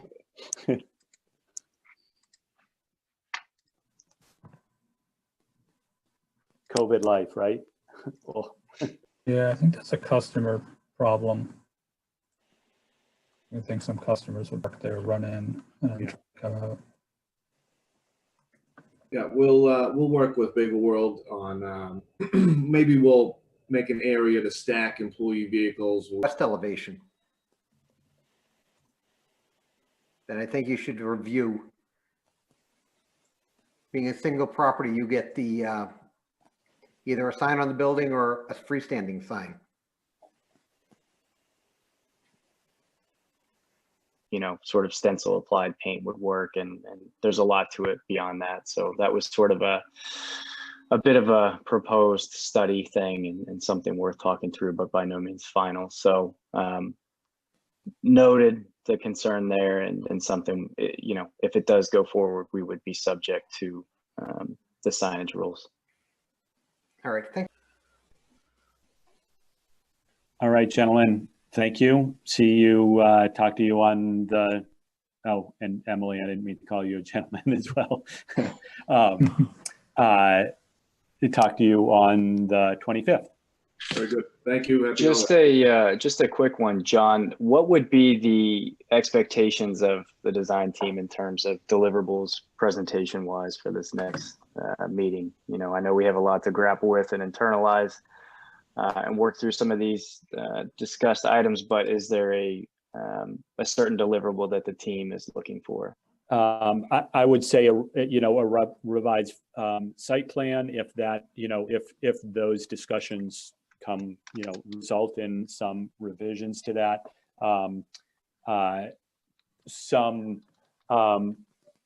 and, you know, what would a typical weekday be? What would the typical weekend be, and how does this help that?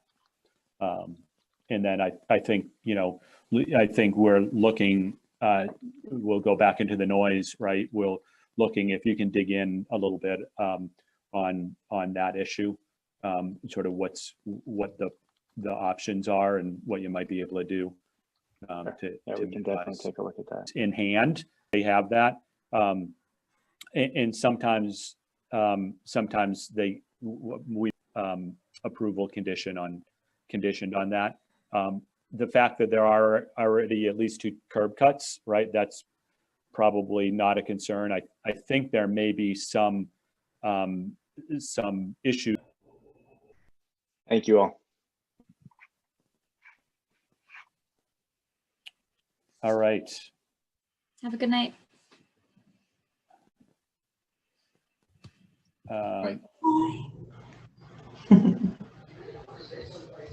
Moving along, right? Yep. Moving on.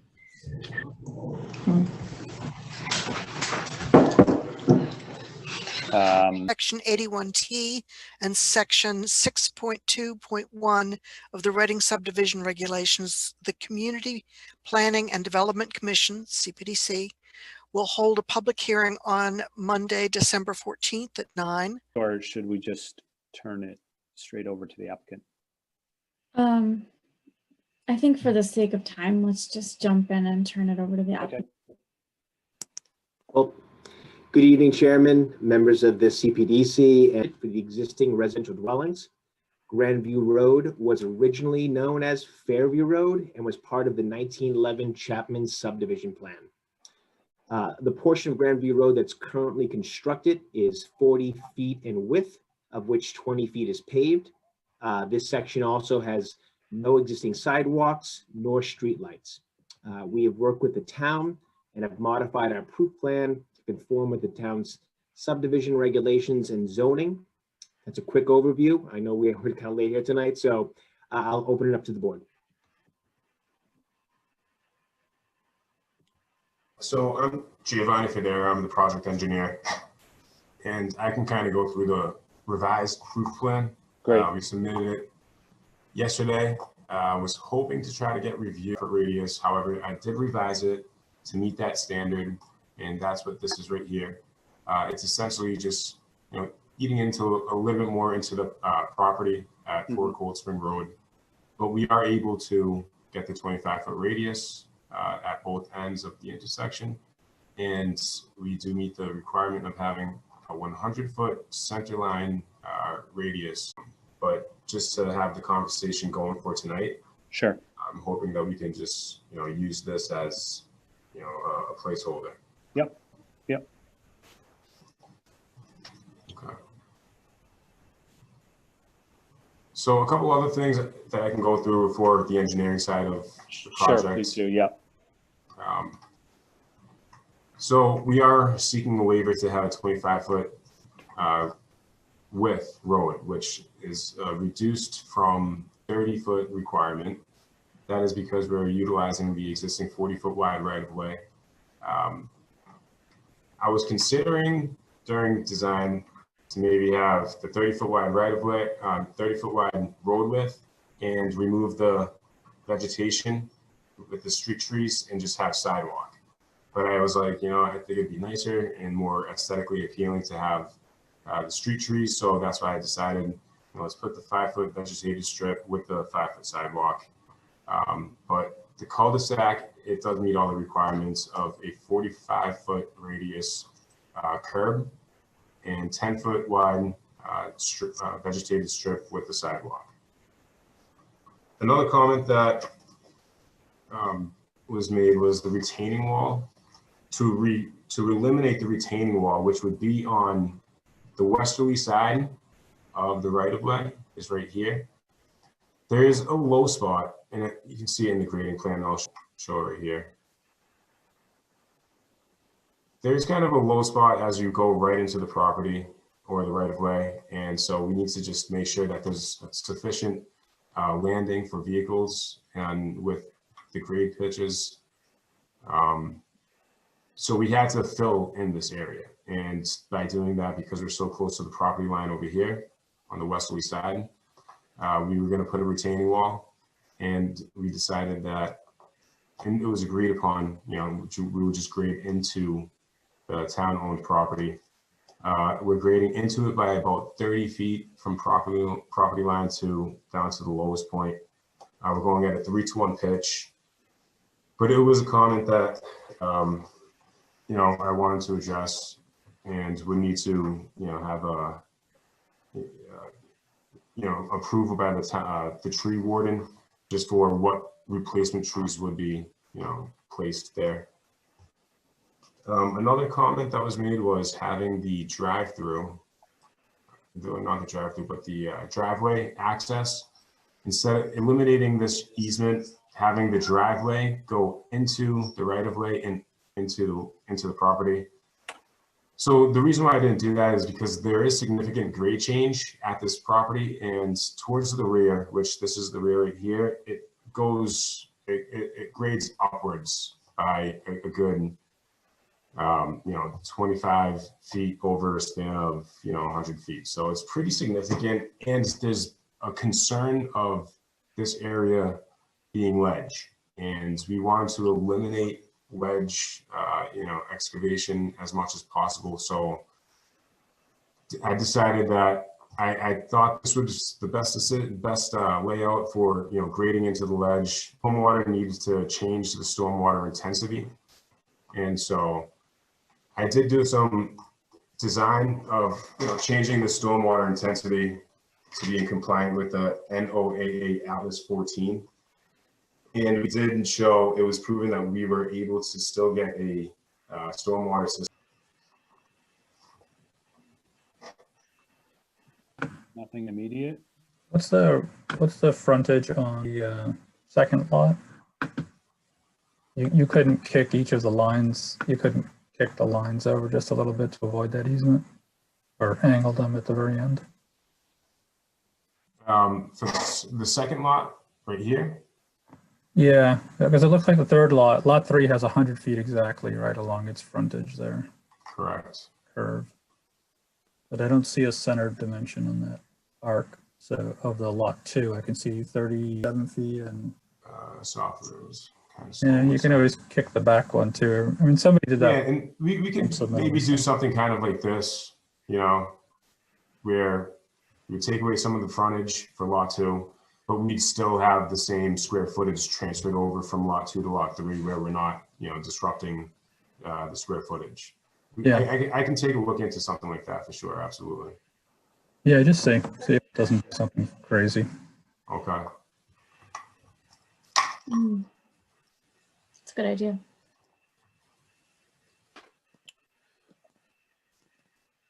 So I'll say, looking through the waivers that you're requesting, you know, and I guess say most of them are ones that we typically grant, like the waiver to omit the landscaped island within the cul-de-sac. We actually request that you request that waiver at this point, because that doesn't really work anymore.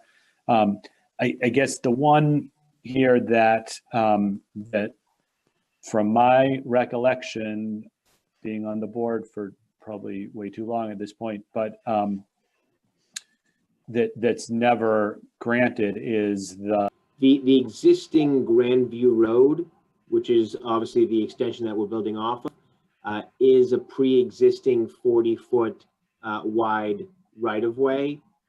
We walk for pedestrian access, remove the vegetation, which would increase the roadway to a 30-foot wide paved roadway.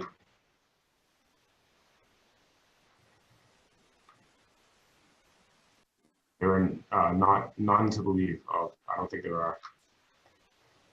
So removing the sidewalk and keeping the vegetation would be the better option, would it not? Future use, maybe if the other areas would be improved, but having the sidewalk for the projects was looked at as actually beneficial for, you know, the proximity to the school. allowing, you know, allowing acceptance of a roadway right of way that was less than our standard, regardless of what else it was connecting to.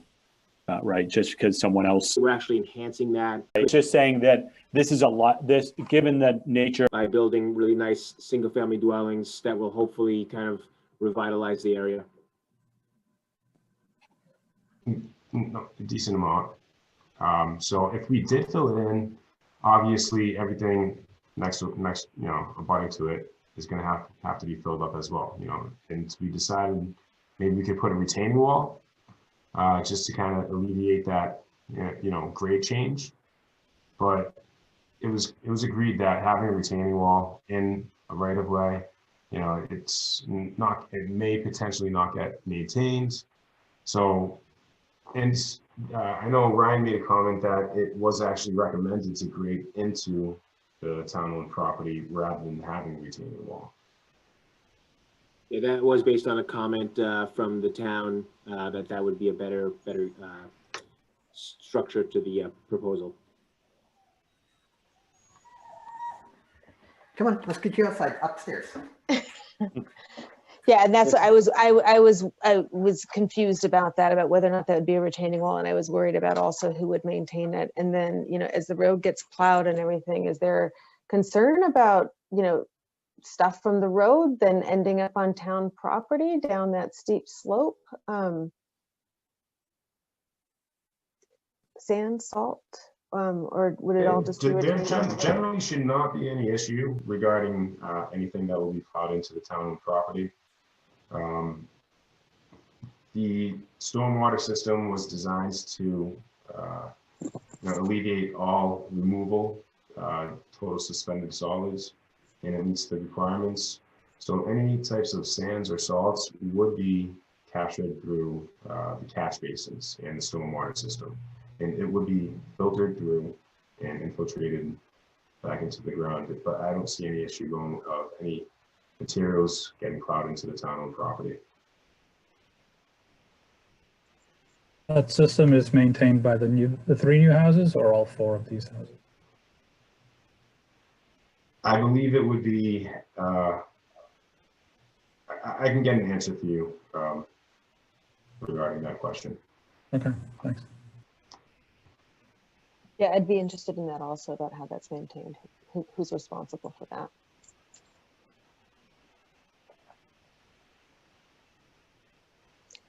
It also does seem like a lot to me to shoehorn in there. I mean, just, you know, with the amount of grading that is needed to get it all squeezed in and on steep slopes, it just, I'm a little worried about it.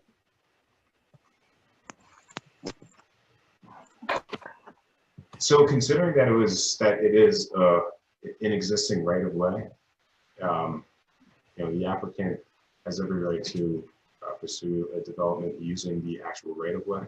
We decided, you know, in going that route would have been an A&R subdivision,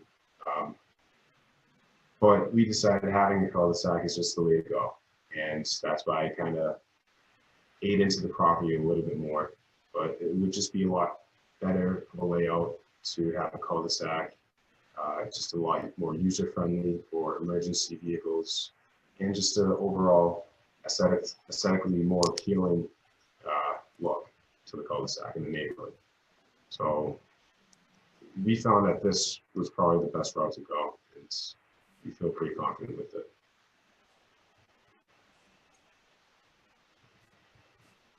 If you didn't do the cul-de-sac and just use the right of way, how many lots could you put in?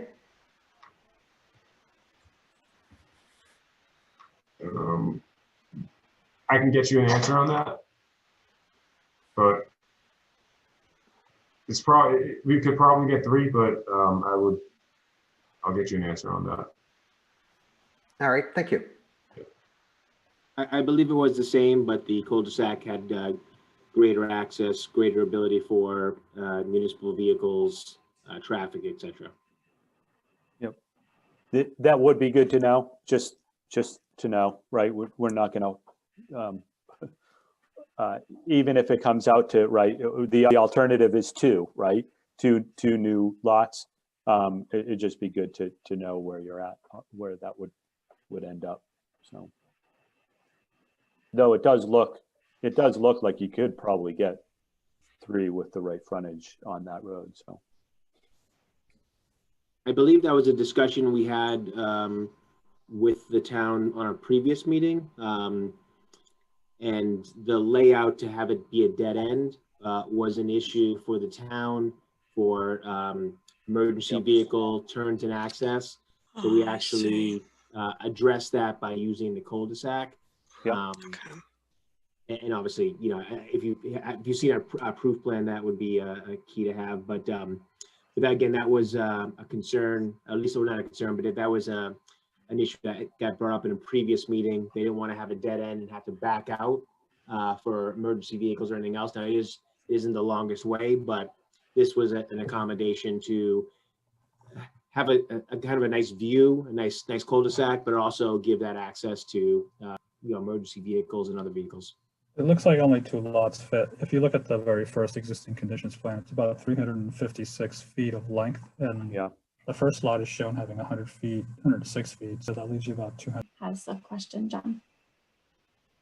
Sure, Susan, go ahead. Hi, I'm Susan Quorum, and I live at 31 Ridge Road, which is just across the street to the north. So just across Cold Spring Road. I have 3 questions, and thank you very much for listening to them. The original plan clearly showed that the existing house at 4 Cold Spring would stay. The revised plan that you showed tonight looked like it kicked the road, the new road, up enough to the east that it made me wonder how close that would then be to the existing house and whether the existing house would still remain. Also on the new plan, I had thought that one of the engineer's concerns was that the center of the cul-de-sac needed to coincide with the center line of the road, and I couldn't tell how that was being managed. So both of those concerns seem like something that the town engineer will see when he is able to review the new plans. But I just wanted to mention them. And then just my last question would be that there seems to be a lot of, well, the drainage seems to really be all being directed to the eastern border of the site. You've got the stormwater recharge system and all that. And my question is, would you expect all that at the very eastern boundary to affect the properties just on that east side there? It just seems like a lot of water heading their way. And I imagine that already happens to some extent, but I just, on the topographical plans and such, there's no real sense of what happens on the other side of those property lines. And I know in one case, the property that's owned by the Church of the Nazarene, there actually appears to be a house that's very close to that property line. So I would just think that for their benefit, that should be at least considered, what that would do to the adjacent properties. I think just as a neighbor, I agree with a couple of the things you've said about it just being a lot in this area to try to fit that many new homes in. But it's very interesting, and thank you very much again for taking my questions. Susan, thank you. And thank you, Susan. If I can, and Giovanni, then I'm sure you have something to follow up on. But I will say that with regard to the stormwater and the drainage, that is something that I know the town engineer spends a lot of time reviewing. The standards are that all of that water needs to be addressed on site here with the systems they put in, and then infiltrated back into the ground from there. Not to say that it may not cause some drainage changes, because, you know, like you said, you change the topography, and if you have more, this is me speaking, that you won't hear an engineer say this, that if you have more infiltration into the ground, it may change some sort of drainage or ability for other infiltration on adjacent properties. But the surface runoff and how that all gets treated, no matter where it is on site, it has to be addressed on site. So no one will see wholesale changes to drainage issues. And I know that the town engineer, I'll put it this way, we rely on the town engineer to review that. None of us are specialists in that, and I know he does a good job. So, but Giovanni, I don't know if you had some comments on the other two. Sure. Yes, thank you, John. And so to add to John's comment, he is totally correct. What the standard is the runoff rate, the stormwater runoff rate in the pre-conditions as it is today, and the post-conditions. The post-conditions need to be less than the existing conditions. So this system has been designed to alleviate, it's actually reducing the stormwater runoff. And so it's all done through the stormwater infiltration system. It's a subsurface infiltration system. It's these large chambers with a lot of volume and stone. So, and it's a big system as well. So it seeps right into the ground, and there would never really be, there's an overflow structure that if it did start to overflow, and this would only happen, according to my calculations, this would only happen on the 100-year storm. So a storm that's most frequent, that would only happen once every 100 years. So that's the only time the overflow structure would be used in this case. So if you have even a large storm, like a 25-year storm, all the stormwater is not being overflowed. It's actually all being infiltrated into the ground. So it's actually reducing stormwater for the abutters. So I hope that answers that question. But as for the proof plan, the one that I did show earlier, That's right here.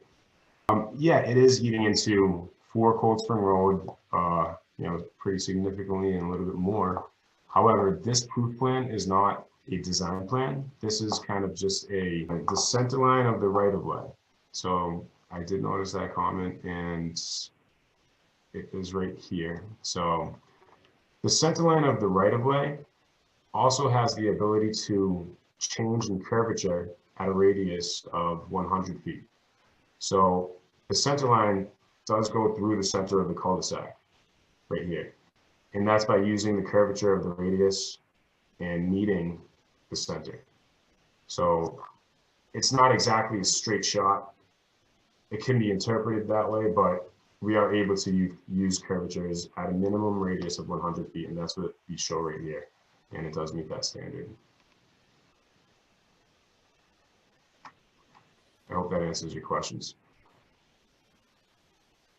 So Susan, if I can just follow in on that, because it's a good question that you brought up that you didn't know you brought up, is that the process that we go through is with this proof plan is to, I just want to make sure that you understand that, right? So Giovanni needs to prove that they can build, they can have a subdivision that meets all of our regulations. But as you noted, no one wants that the way that is laid out, right? Because it would take that house down and do some other things. But he needs to prove that he has the rights to do it if he wanted to do that. And then we back off from there and say, okay, well, we don't really want him to build it that way. We'd rather keep the house and have a different alignment and not so much pavement and all that sort of thing. So, but to just prove that he has the rights to do a subdivision, that's what that plan does. So,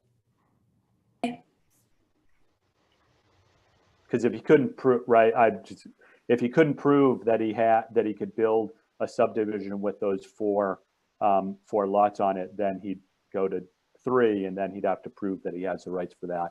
And then we'd sort of have that discussion about, okay, now that you have those rights, now let's make sure it's designed in a way that it makes sense for everyone. All right, that makes sense. Thank you.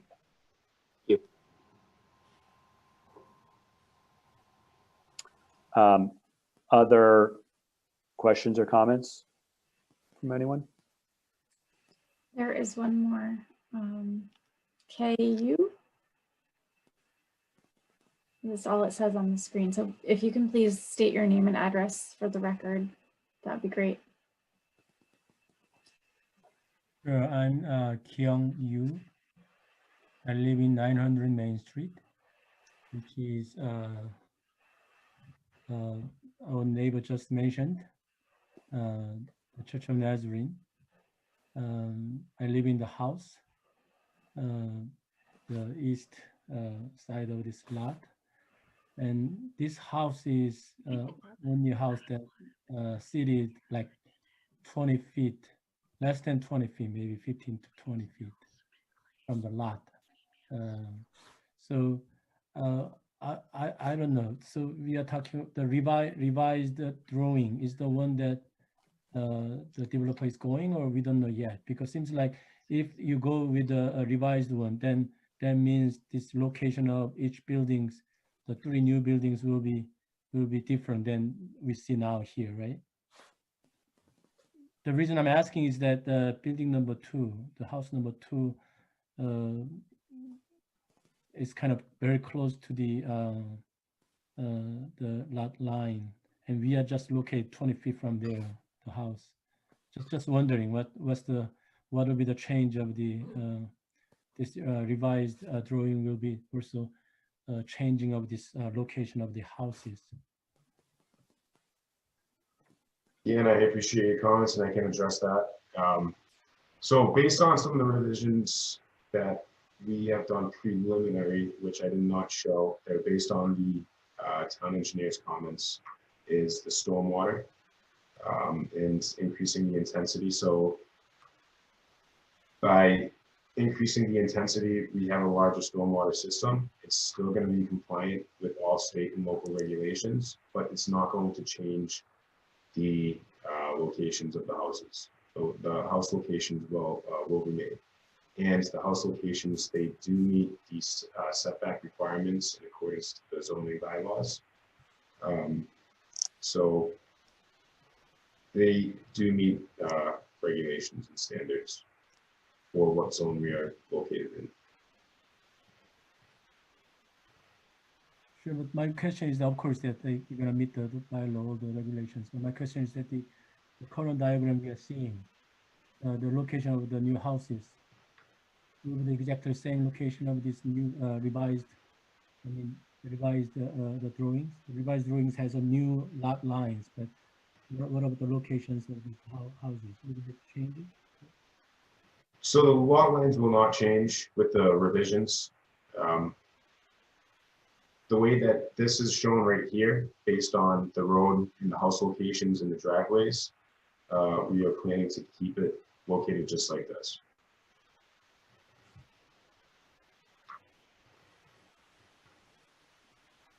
I hope that answers your questions.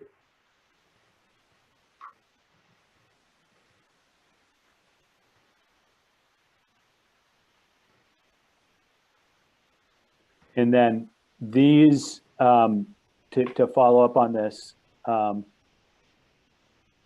this footprint right here that you're showing, is that the actual, would that be the actual footprint? Or is that like you would build within that area? This will be the actual footprint. Okay. And I ask because sometimes, you know, what we see is a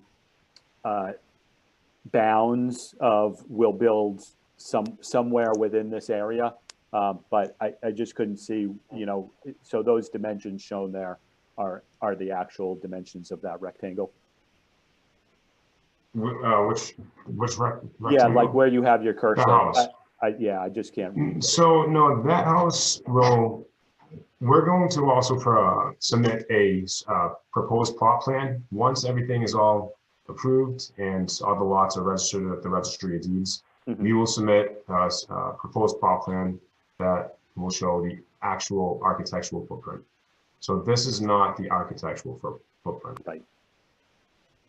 That's done at a later date. Yeah.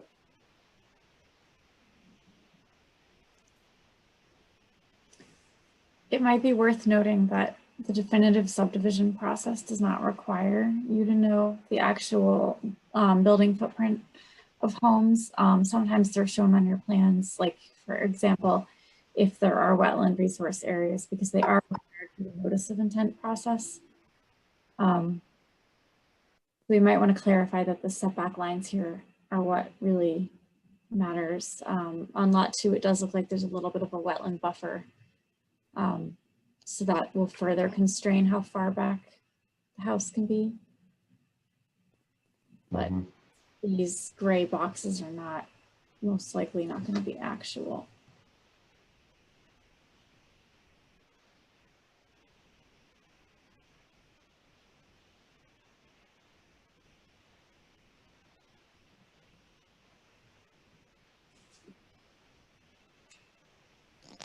Okay, other comments or questions?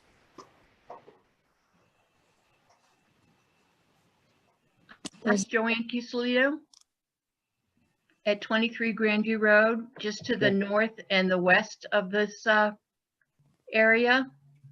And my question, 2 questions. One is, does this mean that Grandview will now end at the cul-de-sac and there will be no future development to the south on Grandview Road?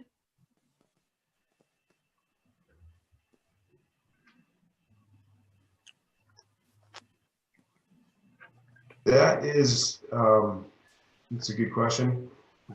Based on topography, because right here at this, I'll go to the grading plan. I know that town regulations, I think it's in the subdivision rules and regulations, state that when there is a potentially developable property that's leading to the end of a cul-de-sac, you should show that you could maybe show that you could do a development on that property. However, it does also state that it would need to prove that it would meet the subdivision rules and regulations. And with the grade change from here, all the way to the end of the property or the right of way, the grade change will not meet the subdivision rules and regulations based on vertical alignment of the street. We cannot exceed a 10% grade, and to meet any type of grading with that grade change, it would be too steep and it's not practical. Okay, thank you. Because I do agree that 3 houses is a bit tight in our little neck of the woods here, but what I would really hate to see would be future development beyond that point, and any attempt to connect Grandview up to Beacon Street. So I guess I will say, right, everything that Giovanni said is correct. There is that street, that right of way will still exist. And I'll put out that according to our existing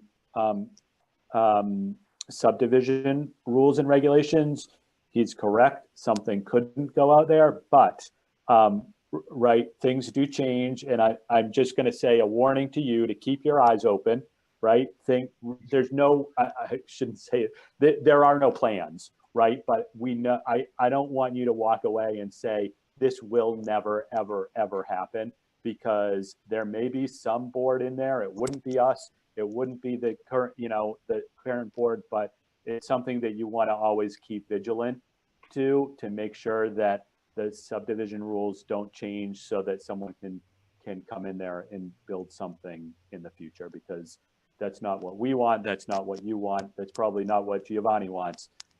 So just the right of way will still be there. It's not, that's not going away. What about, excuse me. Sure, go ahead. What about a 40B?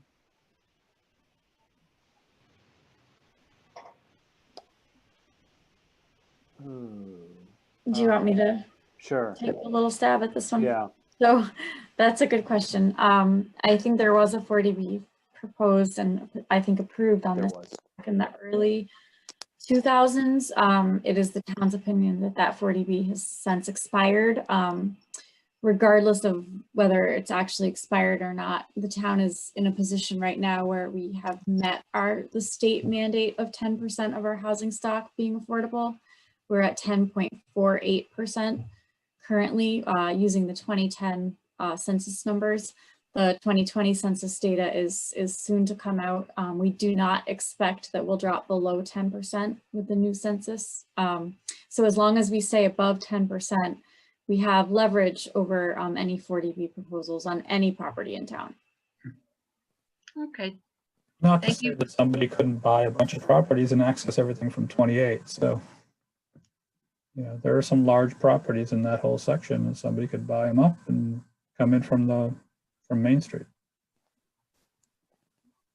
As John said, just stay awake, be aware of what's going on around.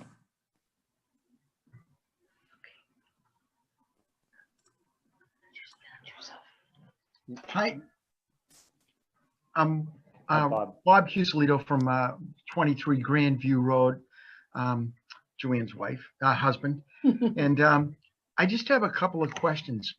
Number one is with the construction, the heavy equipment and everything coming across, will they keep the road, pave the road over, from all the heavy equipment coming over from where Cold Spring and the part of Grandview, that they may be, it may harm some of that road just to pave it over? And that's the first question. And the second one is, our house is really the house that would be a pathway to the schools, you know, the high school, the middle school, and the elementary school. And over the years, all of the local kids, you know, they cut through. And I have no problem, you know, that's where we live, and, you know, it's not really had any problem with that. But as this expands into more houses and more people, I don't want it to become any more than what it is right now, which is just the local neighborhood kids cutting through, because I don't think most people probably wouldn't want to have a lot of people cutting through their yard. And it basically happens almost every, you know, if we didn't have the COVID, it would be every single day. Not just kids, but even adults that cut through our yard. And I'm just thinking with this addition, I don't know, this might be a question, not just for the construction of the extra houses, but maybe for the town too, so that we can maintain some of our privacy and not have, you know, I don't know if there's a throughway like they have one at the middle school into the neighborhood over there, or there's fencing or something, so that we're not impacted by the expansion of the neighborhood and, you know, people, you know, additional people cutting through the yard. And those are the two questions that I have. I'm wondering, that's kind of a question, just kind of back to the town staff, I suppose. You know, there's a lot of town land there. Is it worth looking at or incorporating a plan for actually kind of a more formal trail that goes through town land rather than someone's yard there? I don't know. I see lots of paths. I don't know what's on what property, but that might be something to consider. All that green is town land, and then yeah, exactly. And as I them. walk by, I see lots of paths, and you can't from Oakland, you can't tell what's going to someone's property or I don't what's know if they're on paths or are those paper streets. They might be paper streets, but They're all paper streets. Okay. If you create a path, then you encourage the cut through, and so if that's okay, then maybe that should go in a strategic place. Yeah, that's what I'm thinking. If, You don't put that's the not path the in, best then- place for the path, let's make a path that goes in the right place. Right. So that's a discussion for the town. I mean, there was some Yeah. talk about selling all that property at one point, so. I mean, I wouldn't mind if they had fencing to you know, so it would be kind of private, but right now it's people cutting, you know, I don't know how many people have people cutting through the yard every day, but you know, that's what it is over here. And again, I don't have really any problem because the mostly the kids that cut through, you know, they respect the property, they're just cutting through, but still it's a lot, and it's, you know, it's hard to maintain the lawn and everything when there's a lot of people cutting through. So, you know, it's not a major concern right now, but if it expands, you know, that's a concern that I'd have. And also about the construction of the road, if it's damaged at all, you know, or from the heavy equipment, would they pave that part? So I can address your first question, Bob. I appreciate your questions about the heavy equipment and the roads. Whatever road is there right now is kind of out of our responsibility.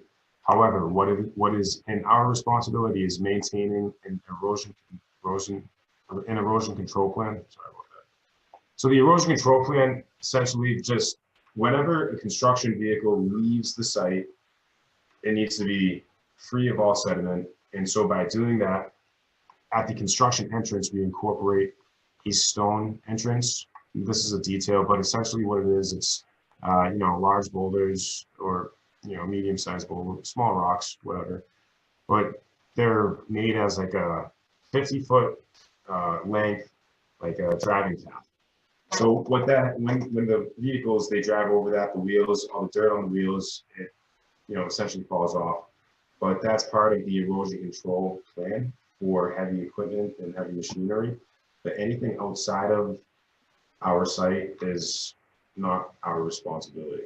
So what we are doing within our responsibility, we are addressing it for any erosion control for vehicles and things like that. So, you know, like when you're going to have the vehicles coming through Cold Spring, turning into the to the new development, you wouldn't be responsible for any paving of that portion of the road. If there was damage due to insufficient infrastructure of the current road, it's not our responsibility. With all due respect, we're doing everything that's within our sight and doing everything that we can to make sure that we do it proper, and that's what we can control. Okay, well, that's an honest answer anyway. Yeah, and honestly, one that we probably need to touch base with on with the town engineer, because if it wasn't built to a standard to be able to stand up to a truck, that's probably an issue to address anyways.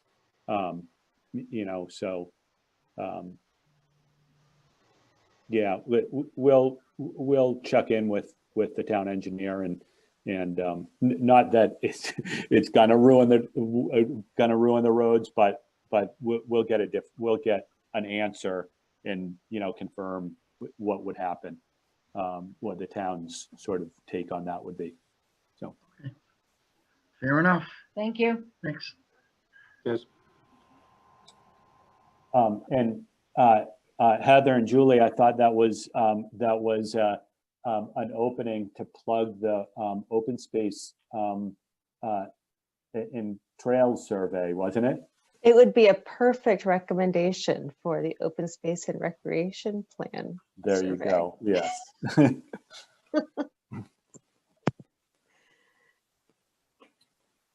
Nice little trail. It's a nice plot of land. Yeah. Yeah. A couple plots, actually. All right. Other comments or questions? So for the folks from the neighborhood, right? This isn't the only time you'll see this, right? We're going to have another meeting, right? They still owe us some revisions based off of our comments and based off of the comments the town engineer gave. And then I think there's yet two more sort of processes as well. So I encourage you to keep keep paying attention to when this is posted, and keep coming up, keep showing up and providing your comment, because we welcome it and want to make sure that we address everything that we can. So thank you.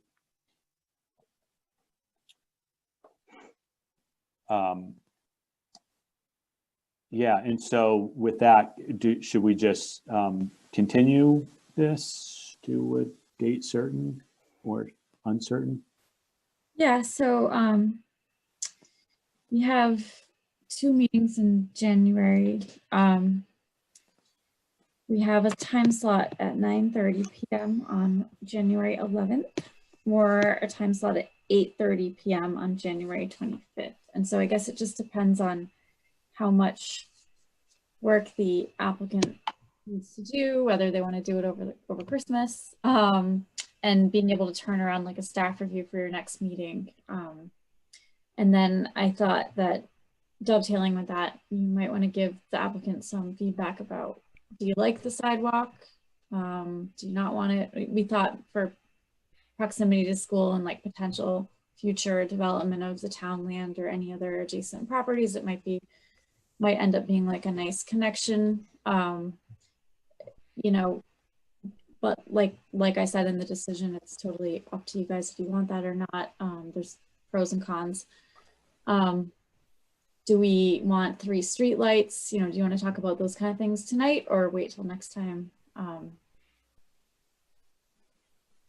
It's late.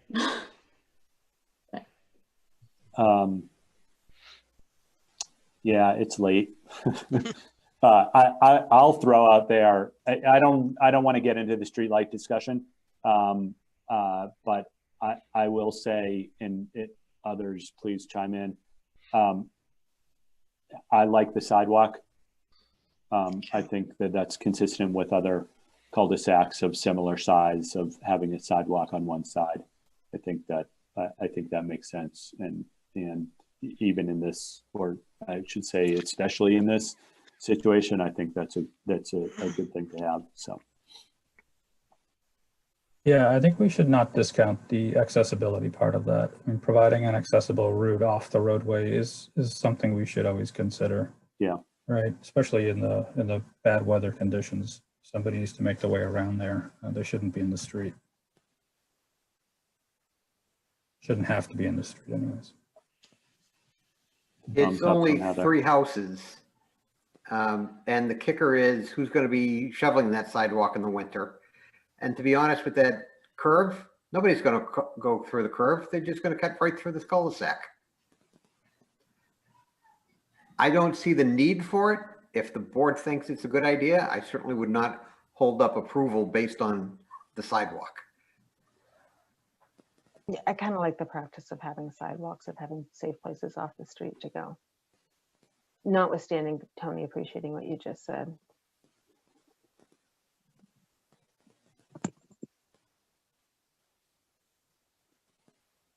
Pam, thoughts?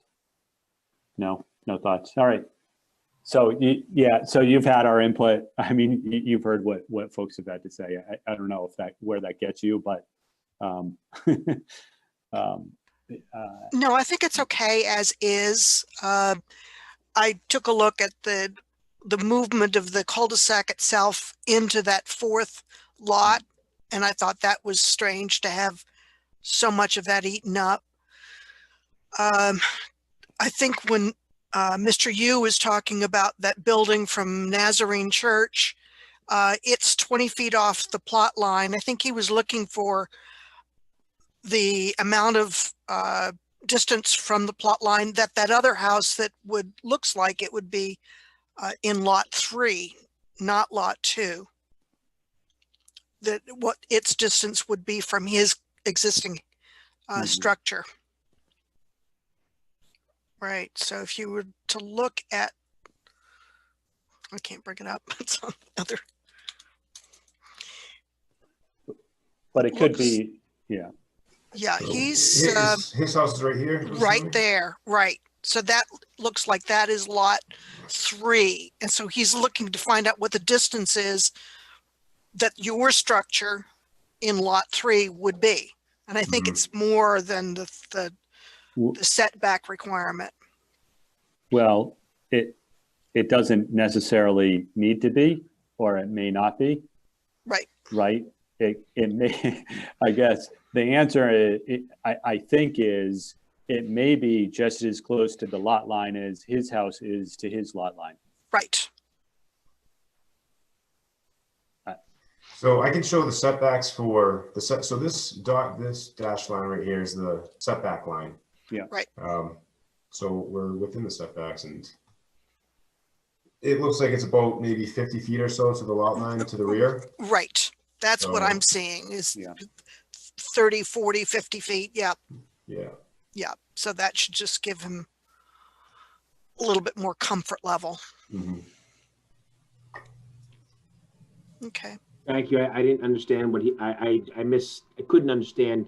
I couldn't hear what he was saying very well. I didn't realize that was actually a single family house. Yes. Tucked in behind the church.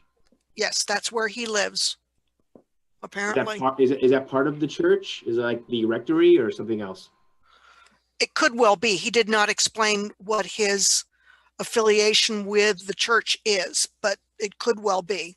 Okay, I thought that maybe that was actually encroaching on the setback for the property line in and of itself. I actually thought it was a non-livable dwelling structure. But no, he's living in it. Thank you.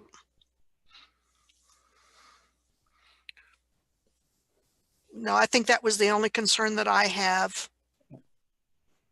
Will be significantly setback there. Mm-hmm. And then I guess I'll just throw one thing in there about the about lighting is that I know in past small cul-de-sacs, there has been a request from this board to have at least a light at the end of the cul-de-sac so that it's not Right. dark. Or at least along the curve, anywhere there Yeah, yeah, would be acceptable. yeah. So, And we also didn't know whether power, cable and so on is going to be underground or above ground. We plan on having it underground. Ah, that makes a difference. And that will be coordinated with the power company. So. Sure. yeah. They also provided a light at the intersection of this. Yeah, there is a light right here. And there's another one right here. Yeah. As One at well the as, intersection. Okay. as well as another one right here. There's no Okay. existing street lights in this neighborhood, but we think it's beneficial for public safety and well-being. And, Right. I do think the sidewalks, we'll leave it to the board, but I do think the sidewalks for the new families that move in will be a nice thing. And obviously, depending what you guys choose to do with the town land, that could be a nice connector. Yep. Yep. All of that looks fine. Wonderful, thank you. All right, so we'll continue to, I guess I would suggest the 25th. I just have a hard time, Giovanni, seeing that, you sort of turning this around and also getting us back, plans in time enough for the 11th for our review. So that would be my suggestion.